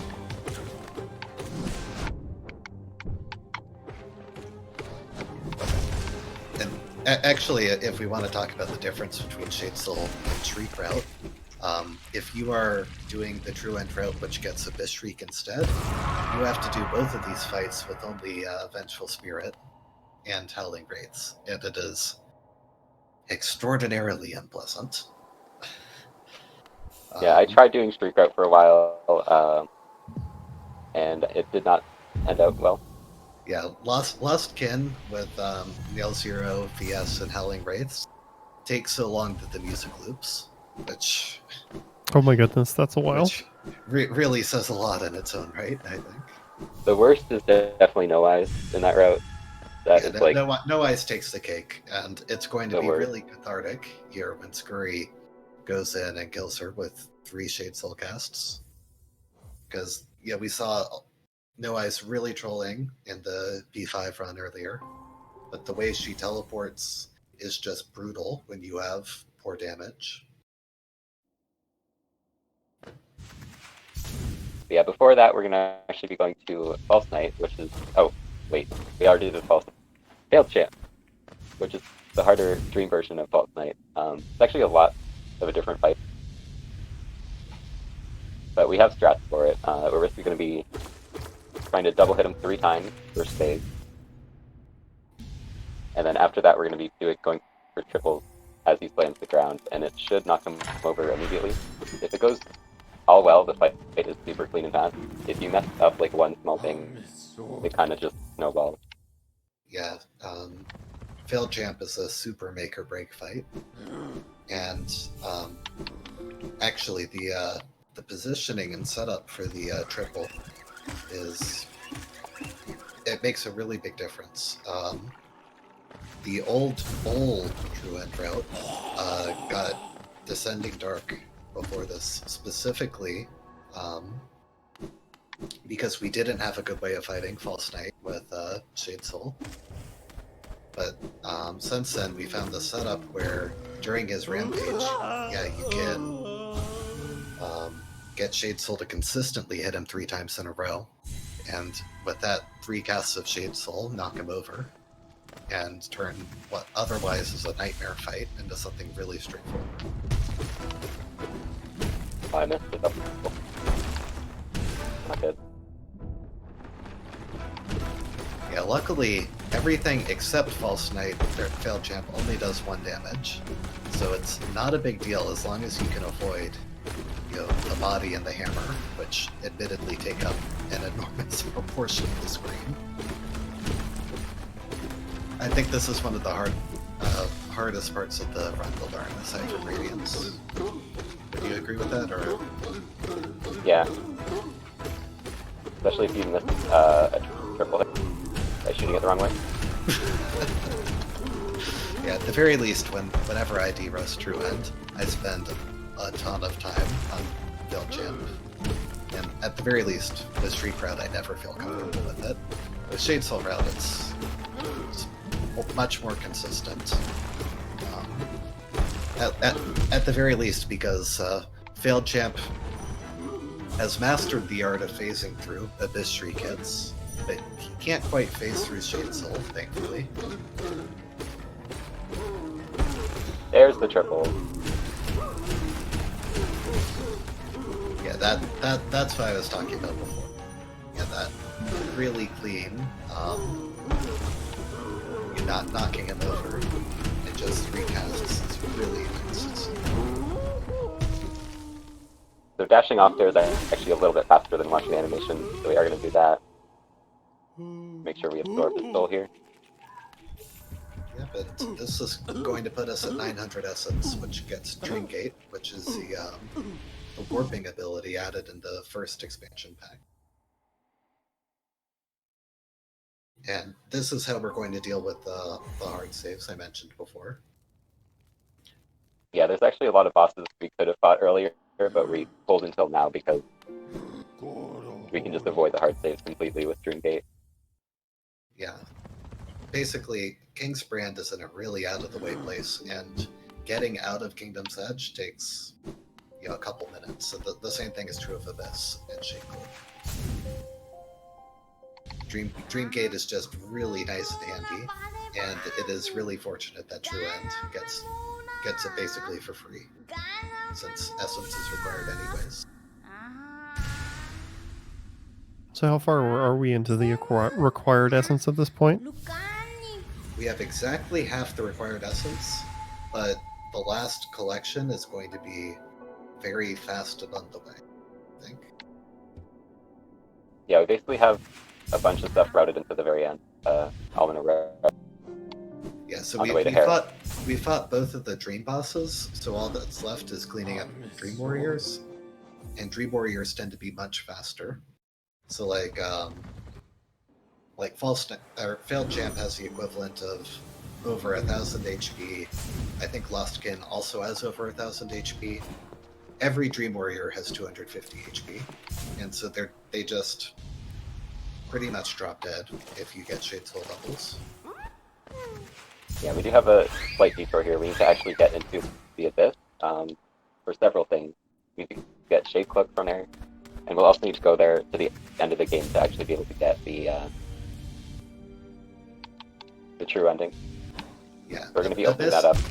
Abyss is basically the lore hotspot of late game. But it also does have Shade Soul, which is extremely required. Shade Cloak, which is extremely required for getting to Traitor Lord.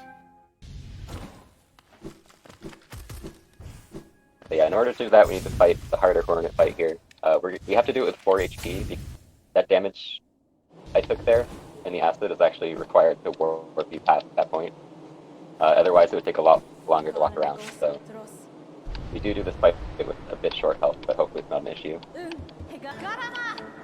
Yeah, Hornet can be very mean.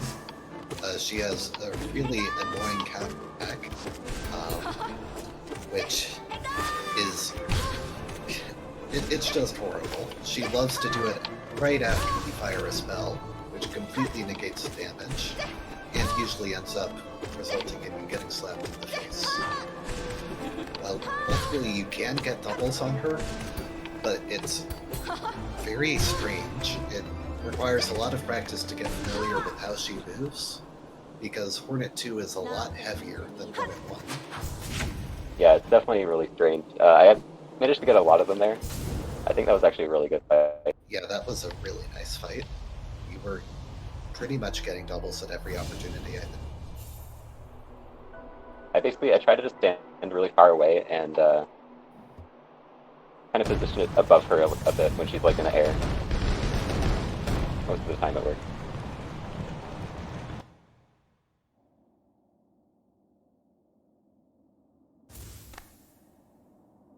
Okay, now that we have the item we got there was actually the King's Brand.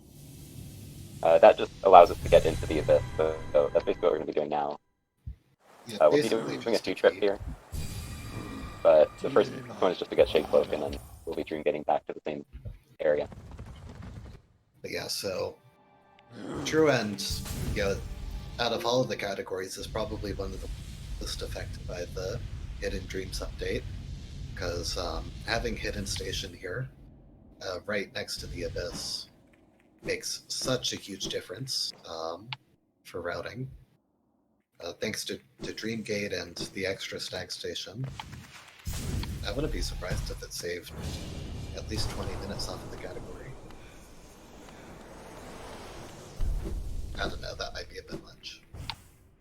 Yeah, this is like one of the most useful inventory drops in the game. That's a huge room. Saves you so much time to do that rather than just falling down. Yeah, there are multiple strats for falling down each side of Abyss, dodging all the platforms. It's kind of an annoying room to deal with.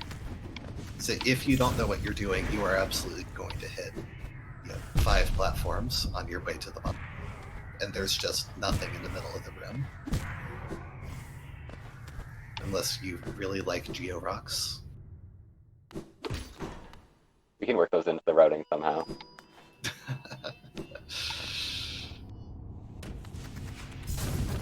There is actually a small strat here. I feel like the story behind this one is pretty funny. Basically, some runner we didn't actually know about, like he didn't really post in the Discord, just randomly did this in his run, and one of our mods timed it out and found that it was actually faster. Considerably faster. Yeah, you quit right after grabbing. Oh no. Wait, is this good? Did I quit out too early? You can't quit out too early. Okay. No, I have done it before. I've quit out too early. Oh. I quit out before my game split. Oh yeah. If you quit out before you the dish, then sure. But yeah, you basically skip the cutscene of it, like absorbing the Shade Soul, and nobody knew that was the thing. And like the guy just did it in his run, like it was a known thing. I love it when that happens, when somebody new comes in and they just do a thing and they don't realize that it's groundbreaking or a big time save, because it's just common sense to them and it blows people's minds. It's always fun. Like that's why it's always great when you get new perspectives on a speedrun, you know? Yeah, you would think that most of those pickup collections are just the same, pops the same style menu on the screen and so on, but they are almost all completely differently coded. So some of them stop you from pausing, some of them don't, some of them hard save, some of them refill your soul meter. Like every single one has to be tested. They're all over the place. This is Markov. I'm going to try and get 2 double hits. A nail hit, and then 1 more double hit. Okay. That's what I was going for. Yeah, Markoth is one of the ruder Dream Warriors. He's supposed to be one of the last ones you fight because it's blocked by Shade Cloak. But fortunately, he has really aggressive health scaling, but has the same base HP as all the other Dream Warriors.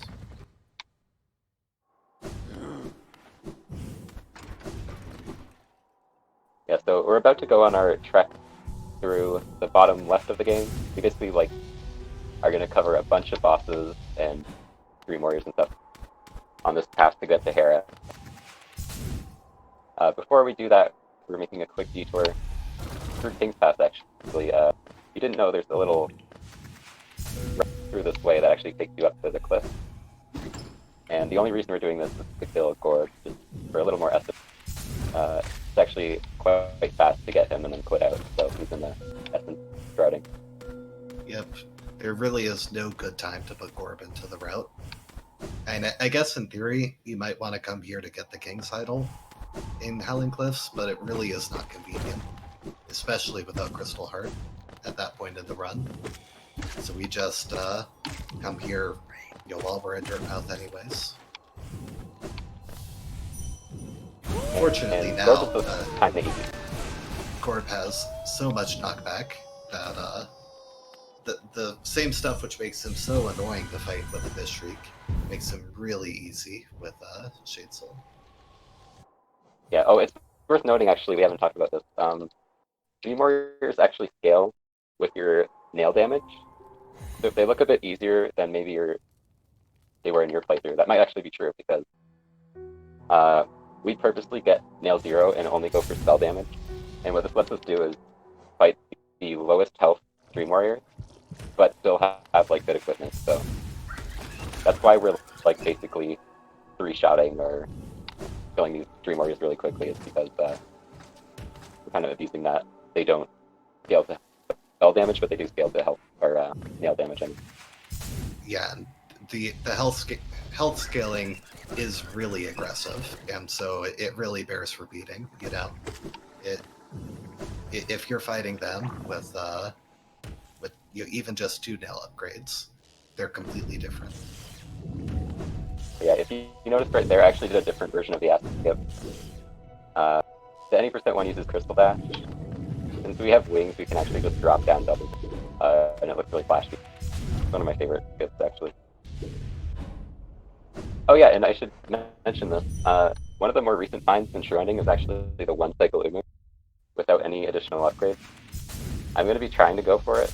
If we miss it, it's not a big deal. I can just get 2 cycles. But we're going to be trying to get 1 cycle here. For the best of our ability.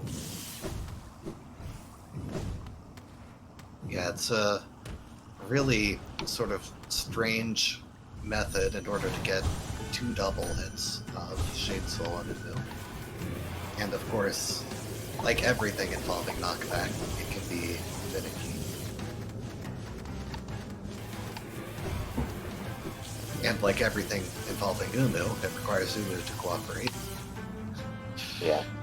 If Umu wants to give an extra attack or float above the platform or whatever, there's only so much you can do about it. Almost got it. I missed the first double. So we'll just have to wait to get this out.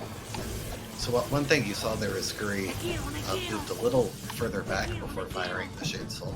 And that is actually something we'll be seeing a fair bit towards the end. Is doubles are a bit easier to get when you're further from the boss, especially for Radiance.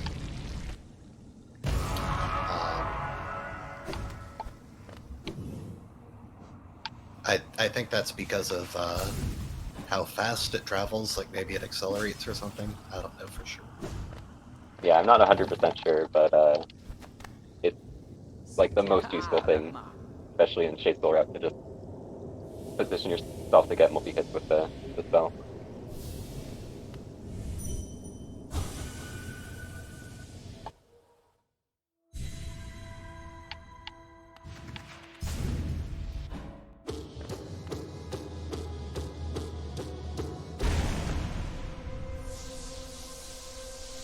Yeah, thankfully we placed a Dream Gate outside of this. It'll save us from having to run all the way out like you do in any. And actually, unlike any percent, where and Robo's too, where Manamon was sort of a destination on her own. Actually, in this case, we're really just taking a pit stop here on the way into Queen's Gardens. We have a lot of chores to do. With I think 3 more Dream Warriors, and then also getting the left white fragment and Hera. Yeah, so first off, we need to get No Eyes. This shouldn't be too big of an issue. The problem is more so like trying to do this fight as fast as possible. Yeah, It can definitely go very wrong. This is Like, definitely a I've part. lost so much time compared to my TVs here. This is a part when you don't want to take unnecessary damage, but there is a an optional bench, which I think you take in Queen's Gardens. The one, the toll bench. Yeah. Yeah. So, thanks to the toll bench in Queen's Garden, not a huge deal if you take too much damage on No Eyes, because the arenas and everything are really easy to clear with Shade Soul. You know, and any percent when you go into Queen's Gardens, there's always this fear of something cataclysmic happening. That was really lucky. Yeah, No Eyes actually cooperated really well. Even with the teleports, giving 3 doubles is always nice. I actually forgot to place the Dream Gate, but it's about the same time, so I'm not worried about that.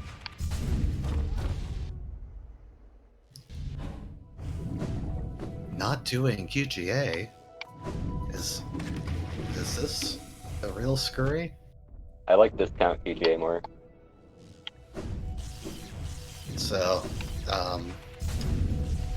for those who weren't around, QGA is the very hard asset skip to get into Queen's Gardens from the other entrance, which is used in any percent.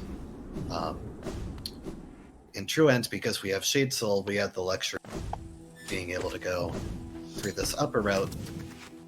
I said Shade Soul again, I meant Shade Cloak to get through the black barrier there. Too many shade things in this game. Really are. Also, this arena is very easy with Shade Soul. At least on this patch. Oh yeah, they actually buffed those things so that they take, like, they have slightly more health than one Shade Soul, which Shaman Stone. So if you play on current patch, they actually have more. Yep, they have exactly 5 more HP. You have to do a nail hit and a Shade Soul hit. Did you just jump in the spikes and it, like, puts you in a that's different damage safe spot load. entirely? That's a great thing to Basically, mention. the respawn point, like, sticks up through the thorns, so we can just abuse that. So respawn boxes are like rectangles. Usually rectangular. Sometimes they can be other things, but they're always polygonal. But basically, in that case, just a tiny bit of it clips through the thorns. And if you land in just the right spot, it spawns you down at the lever instead of up top. And we also use that in any percent. Pretty much every category that comes through Queen's Gardens on this patch is going to go for that, because the alternative is just a small detour to the left in that room, but it's much safer and faster to do the hazard respawn. Yeah, we have a bit of an enemy arena here. Basically just want to kill these guys as fast as possible. Kind of like manage your soul well. I didn't do the best there, but loaded pretty fast.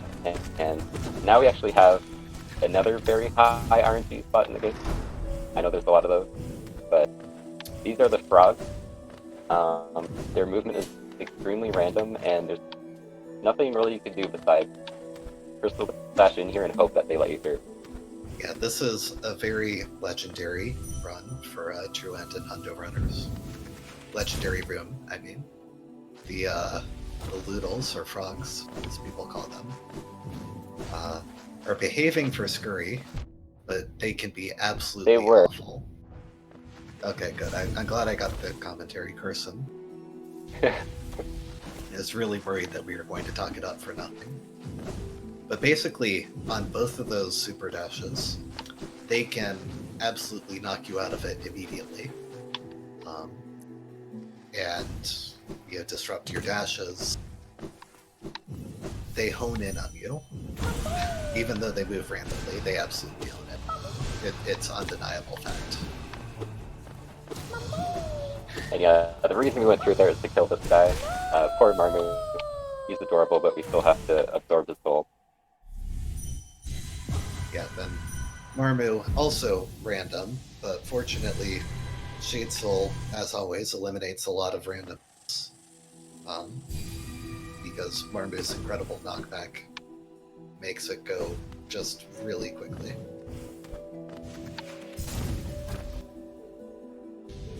And yeah, the very last thing we're going to do in this area is Trader Lord. So besides the essence, we also have to collect Void Heart, which consists of 2 charms we have to put together, and then we have to bring that charm somewhere. This is actually going to be half of that. So the first half of the charm we're going to get for beating this boss, and we'll get the other half later on. Yep. So the essence is actually only for half of the final charm. The other half is specifically for beating this boss. Obviously, it's a little lopsided because Trader Lord is a lot easier and faster than getting 1800 essence, but yeah, especially on this patch. This is just a free buff to Trader Lord. He actually used to only have 2 attacks and a lot less health. Yep, he can dash along the ground, he can jump, and he does 1 damage.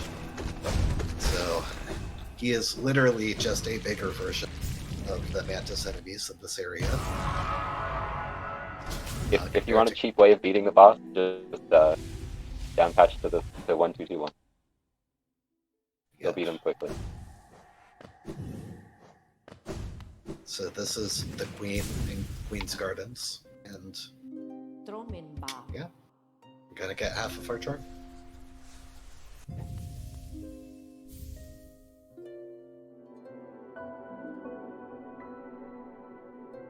Yeah, this is where major spoilers start, I guess. If in theory you were watching True End and trying to avoid major spoilers. Saw at least one person in chat who was concerned about that, but I think the resolution they came to on that was they were just going to watch everything except for True End. That is definitely the best move in that case. Yeah, and there's still a lot of stuff we don't do in this run. Like, this game is so huge. True Ending is not even like the biggest category. There's also 106, which is like 3 hours long, and then 112, which is like 4 hours. Do you know the completion percentage for True End off the top of your head? I think it's in the 30s or 40s. 37.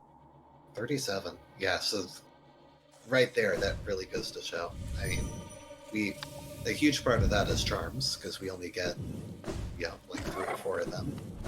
But there are a lot of bosses and content just in general that we don't see. Yeah, and like, we don't even do all the bosses in this category. We just do enough to get the essence we need. So we don't do like Prince Oak or White Defender or Soul Factor. There's even a lot of like non-dream bosses we don't do either.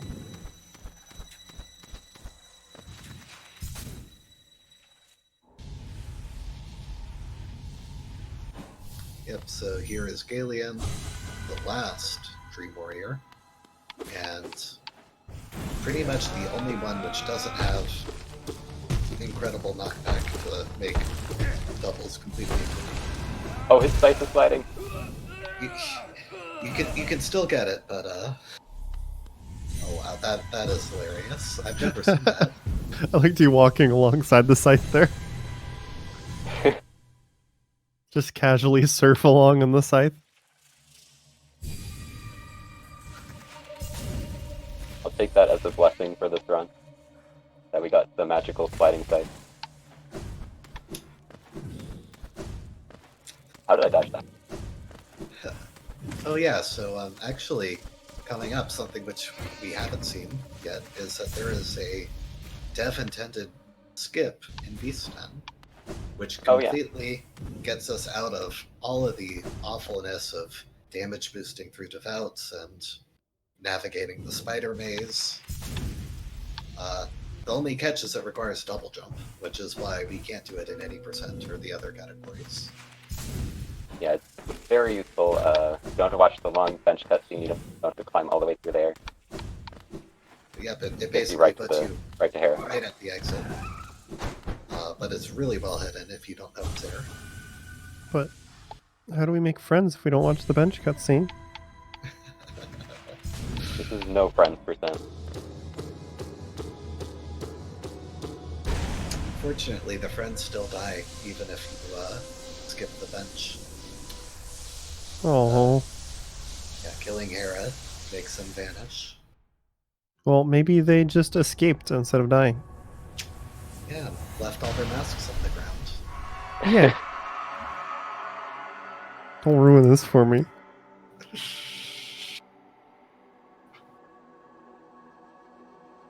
Yeah, Hornet ends up sitting there because we're basically progressing her quest. Not going to talk to her. We don't talk to anyone in this run either, so it really is friendless percent. Yep, all of the NPC quests are just lore. We did accidentally talk to Hornet earlier, though. That is true. We got that Oh yeah, that nice interaction, but Scurry cheated us out of the cutscene. Is that partial friend percent? acquaintance percent. Acquaintance percent, I like it. Yeah, I don't know why I'm going here. We're actually going to be getting. We have all the essence we need to decide. Probably like 5 to. But luckily, there's a little tree here that'll let us fill up right before the end. And this is a very infamous part of the run because the seer makes many noises when you finally come to present all the essence. Moth noises. Made by Mikuli, or so I've heard. I can't really vouch for the truth of that.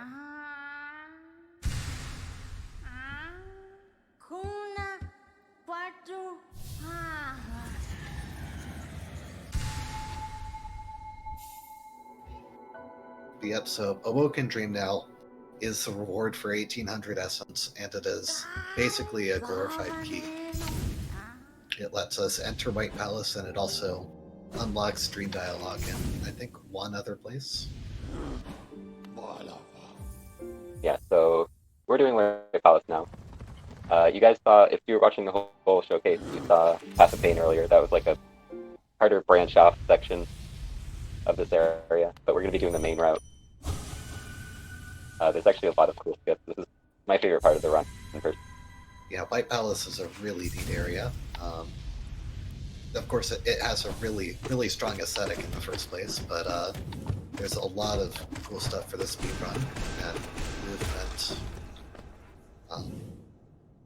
Yeah, just one of the highlights of True.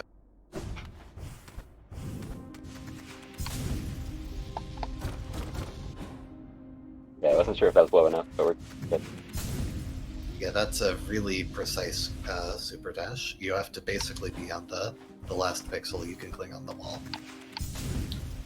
I keep saying pixel. This game is not pixel perfect, but yeah, the intent is there. And yet we have a trick called God Pixel. That's true.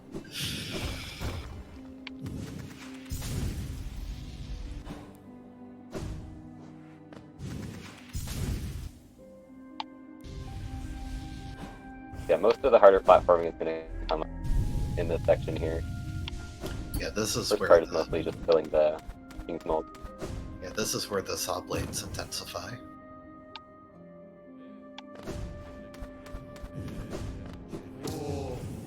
The King definitely fought a lot of these saw blades.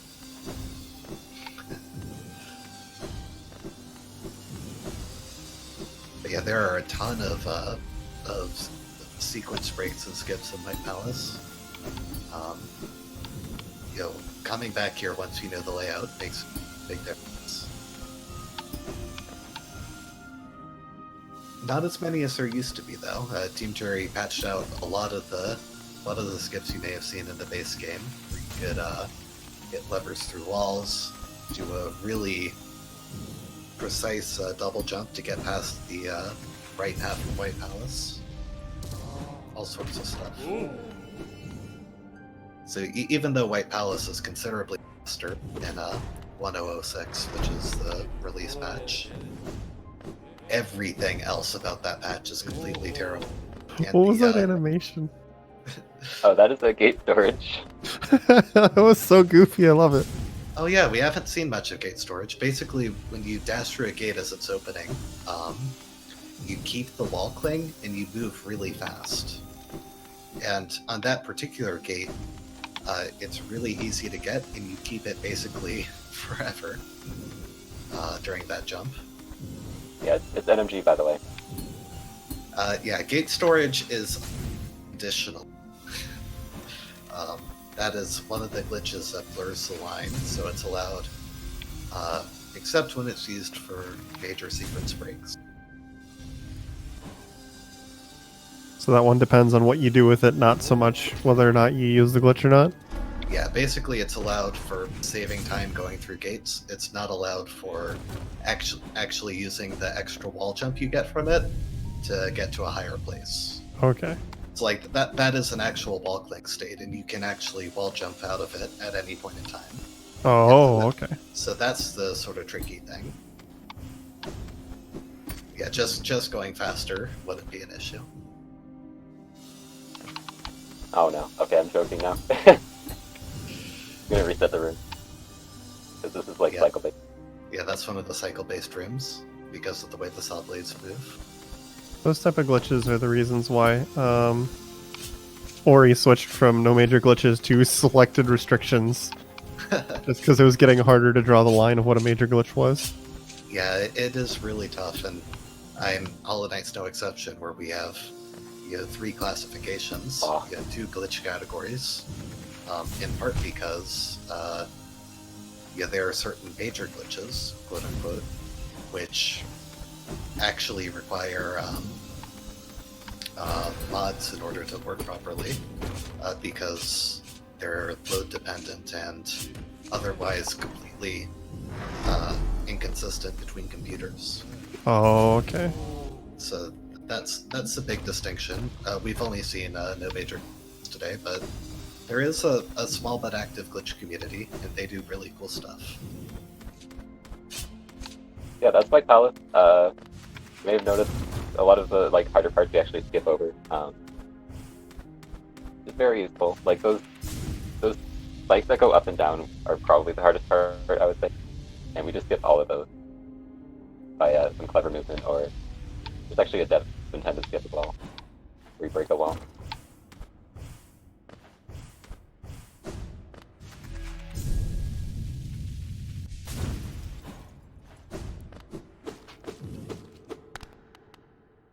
Yeah, now created the King's Soul.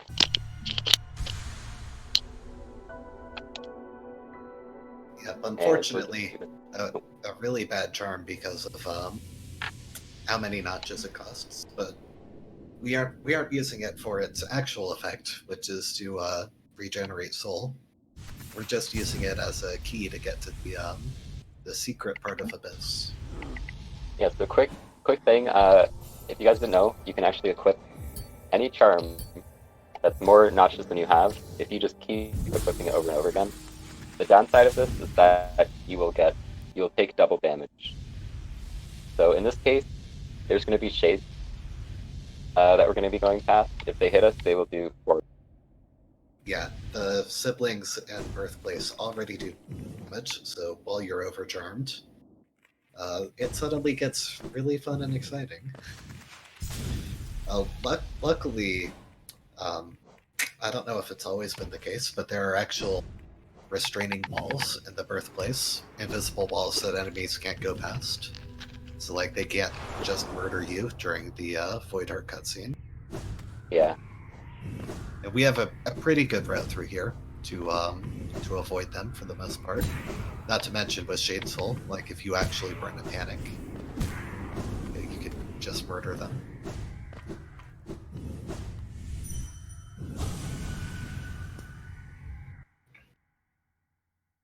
Yeah, I used to get hit by them sometimes. I'd say it's a lot more rare now, just because I'm used to the route and where they usually spawn. But it's always a fear in the back of my mind that I'll just hit one of them and take 4 hits. And now we have a bit of a abyss climb here. There's some fancy movement we can use to get up here faster. Yeah, it's not exactly an abyss climb though. It's kind of weird. This room looks like abyss, but it's not the abyss, and it has extra platforms to boot. Oh yeah, it's actually different from the abyss layout, which always confused me. It's a different room in the game memory, and it has extra platforms in certain places. It's called that was a good climb. Dream Abyss, I think.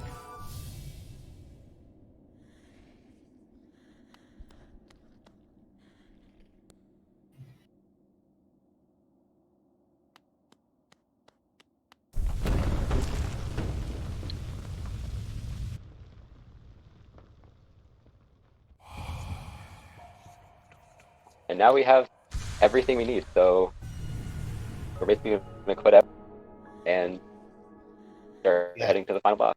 In extraordinarily rare fashion, Void Heart is not a hard save. Probably because they would have felt guilty about making you climb out of the abyss twice in a row. Yeah. But so now we can literally go straight to Radiance. Well, we gotta fight Hollow Knight too. Well, incidental things. I mean, does Hollow Knight count as a mini boss at this point, given how much stronger we are right now? Hollow Knight is, I think you could say, pretty trivial instrument, right, Scurry? Yeah, and the thing is, we don't even have like upgraded nail. We just have Shade Soul and Shaman. Yeah. And that alone makes them so much easier. This is a big part of why they buffed Hollow Knight to make him almost impossible in current patch. It really was a very, very easy, tankable fight before. It's like when you watch people play this casually, even because you get a full heal on Radiance. Like, pretty much the optimal thing to do is just wail on Hollow Knight with the nail until you're able to get past him, because there's no consequences. Here, of course, we have to have a bit more finesse, because we don't have nail for it. Well, we have Shade Soul, which is still pretty good. Yeah. And you can still get, actually, I think Hollow Knight is one of the few bosses which is a little more awkward to get doubles on with Shade Soul with VS. I don't know. I would say it's awkward. I would just say the timing is different. Yeah, it's a different timing. If you're really used to the any percent way of doing the fight, you have to a little, because not every dash timing works the same way. But yeah, Scurry getting through that first phase much faster than Fireborn did, thanks to the double damage spells. So the main goal is to make sure we have full soul going into Radiance, which is pretty easy to set up because we don't need to scream skip or anything. Better see some get good in the chat.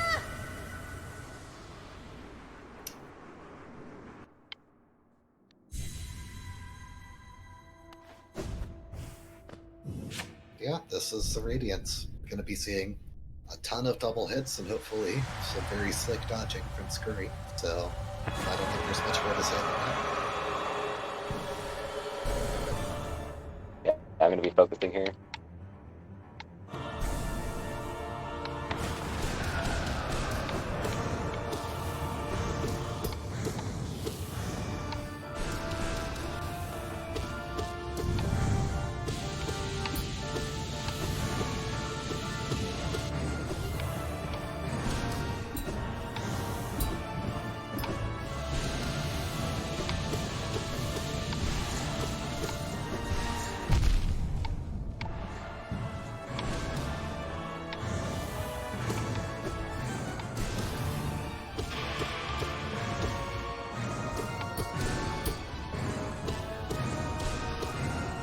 I gotta follow the shoes and not heal.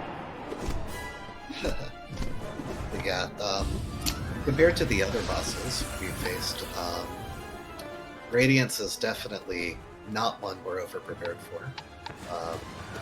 Radiance doesn't have HP scaling, so with only Shade Soul, it takes much longer than it would normally.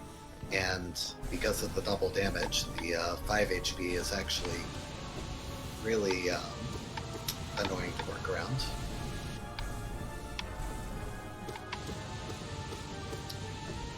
Since, for all intents and purposes, you can only get hit 2 times. It's really, really slow to heal. But Scurry is through And with that the hardest is part. it. We're gonna call time after something here. I'm gonna phase to black again. Yeah, there's Yeah. like a little essence fling at the end.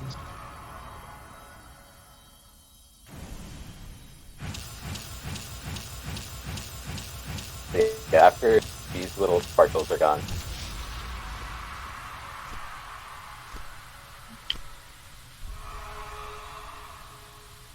Time.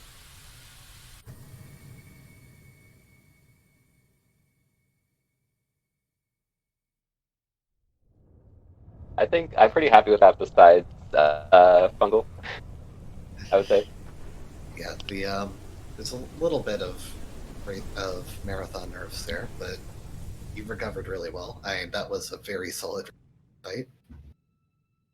Thanks. There are not many people who can do that. Yeah, it was a good run. Thank you for showing it off for us. No problem. Thanks for having me. Yeah, it was a lot of fun. I want to say thanks again to everybody who participated tonight. Now that we are wrapping up, that's Fireborn, Axe to You, Hamatheti, Emre, Scurry, and of course, people who joined just for commentary, Palm and Shafe. Thank you to everyone who was on our show tonight. This was just a nice showcase of Hollow Knight speedruns. A lot of these are categories you don't normally get to see. So I hope everyone enjoyed it. Make sure you tune in on Thursday for the first step at 7 p.m. Eastern. Do we have any final words before we go? I don't think so. Thanks for watching, everyone. Yeah, thanks for having us. Hope we get back here sometime. Oh, right. Also, Join the frame HK Discord. yeah. The Discord's pretty easy. It's discord.gg/Hollow Knight. So if you want to join it, you can just go there. Yep, And really of cool course, place. I'm being reminded that the Frame Fatale submissions are open, or will be opening on the 15th and running until January 14th. So you can go to gamesdonequick.com/hotfix for more information on that. Want to second the plug on the Hollow Knight Discord. It's the centerpiece for the community, speedrunning, modding, randomizer, everything. So definitely join that if you're interested. Yeah. And we are going to call it there. Make sure you tune in on Thursday. We're going to send you on over to Aeon Frodo, who's doing some Xenoblade Chronicles New Game Plus attempts. Doesn't have many viewers, so we're just going to drop a raid onto her. Go cheer her on. I think after today's stream, we got to go with the Umu raid, because chat's been having fun with the Umus. And we'll see you Thursday. Thanks everybody for watching.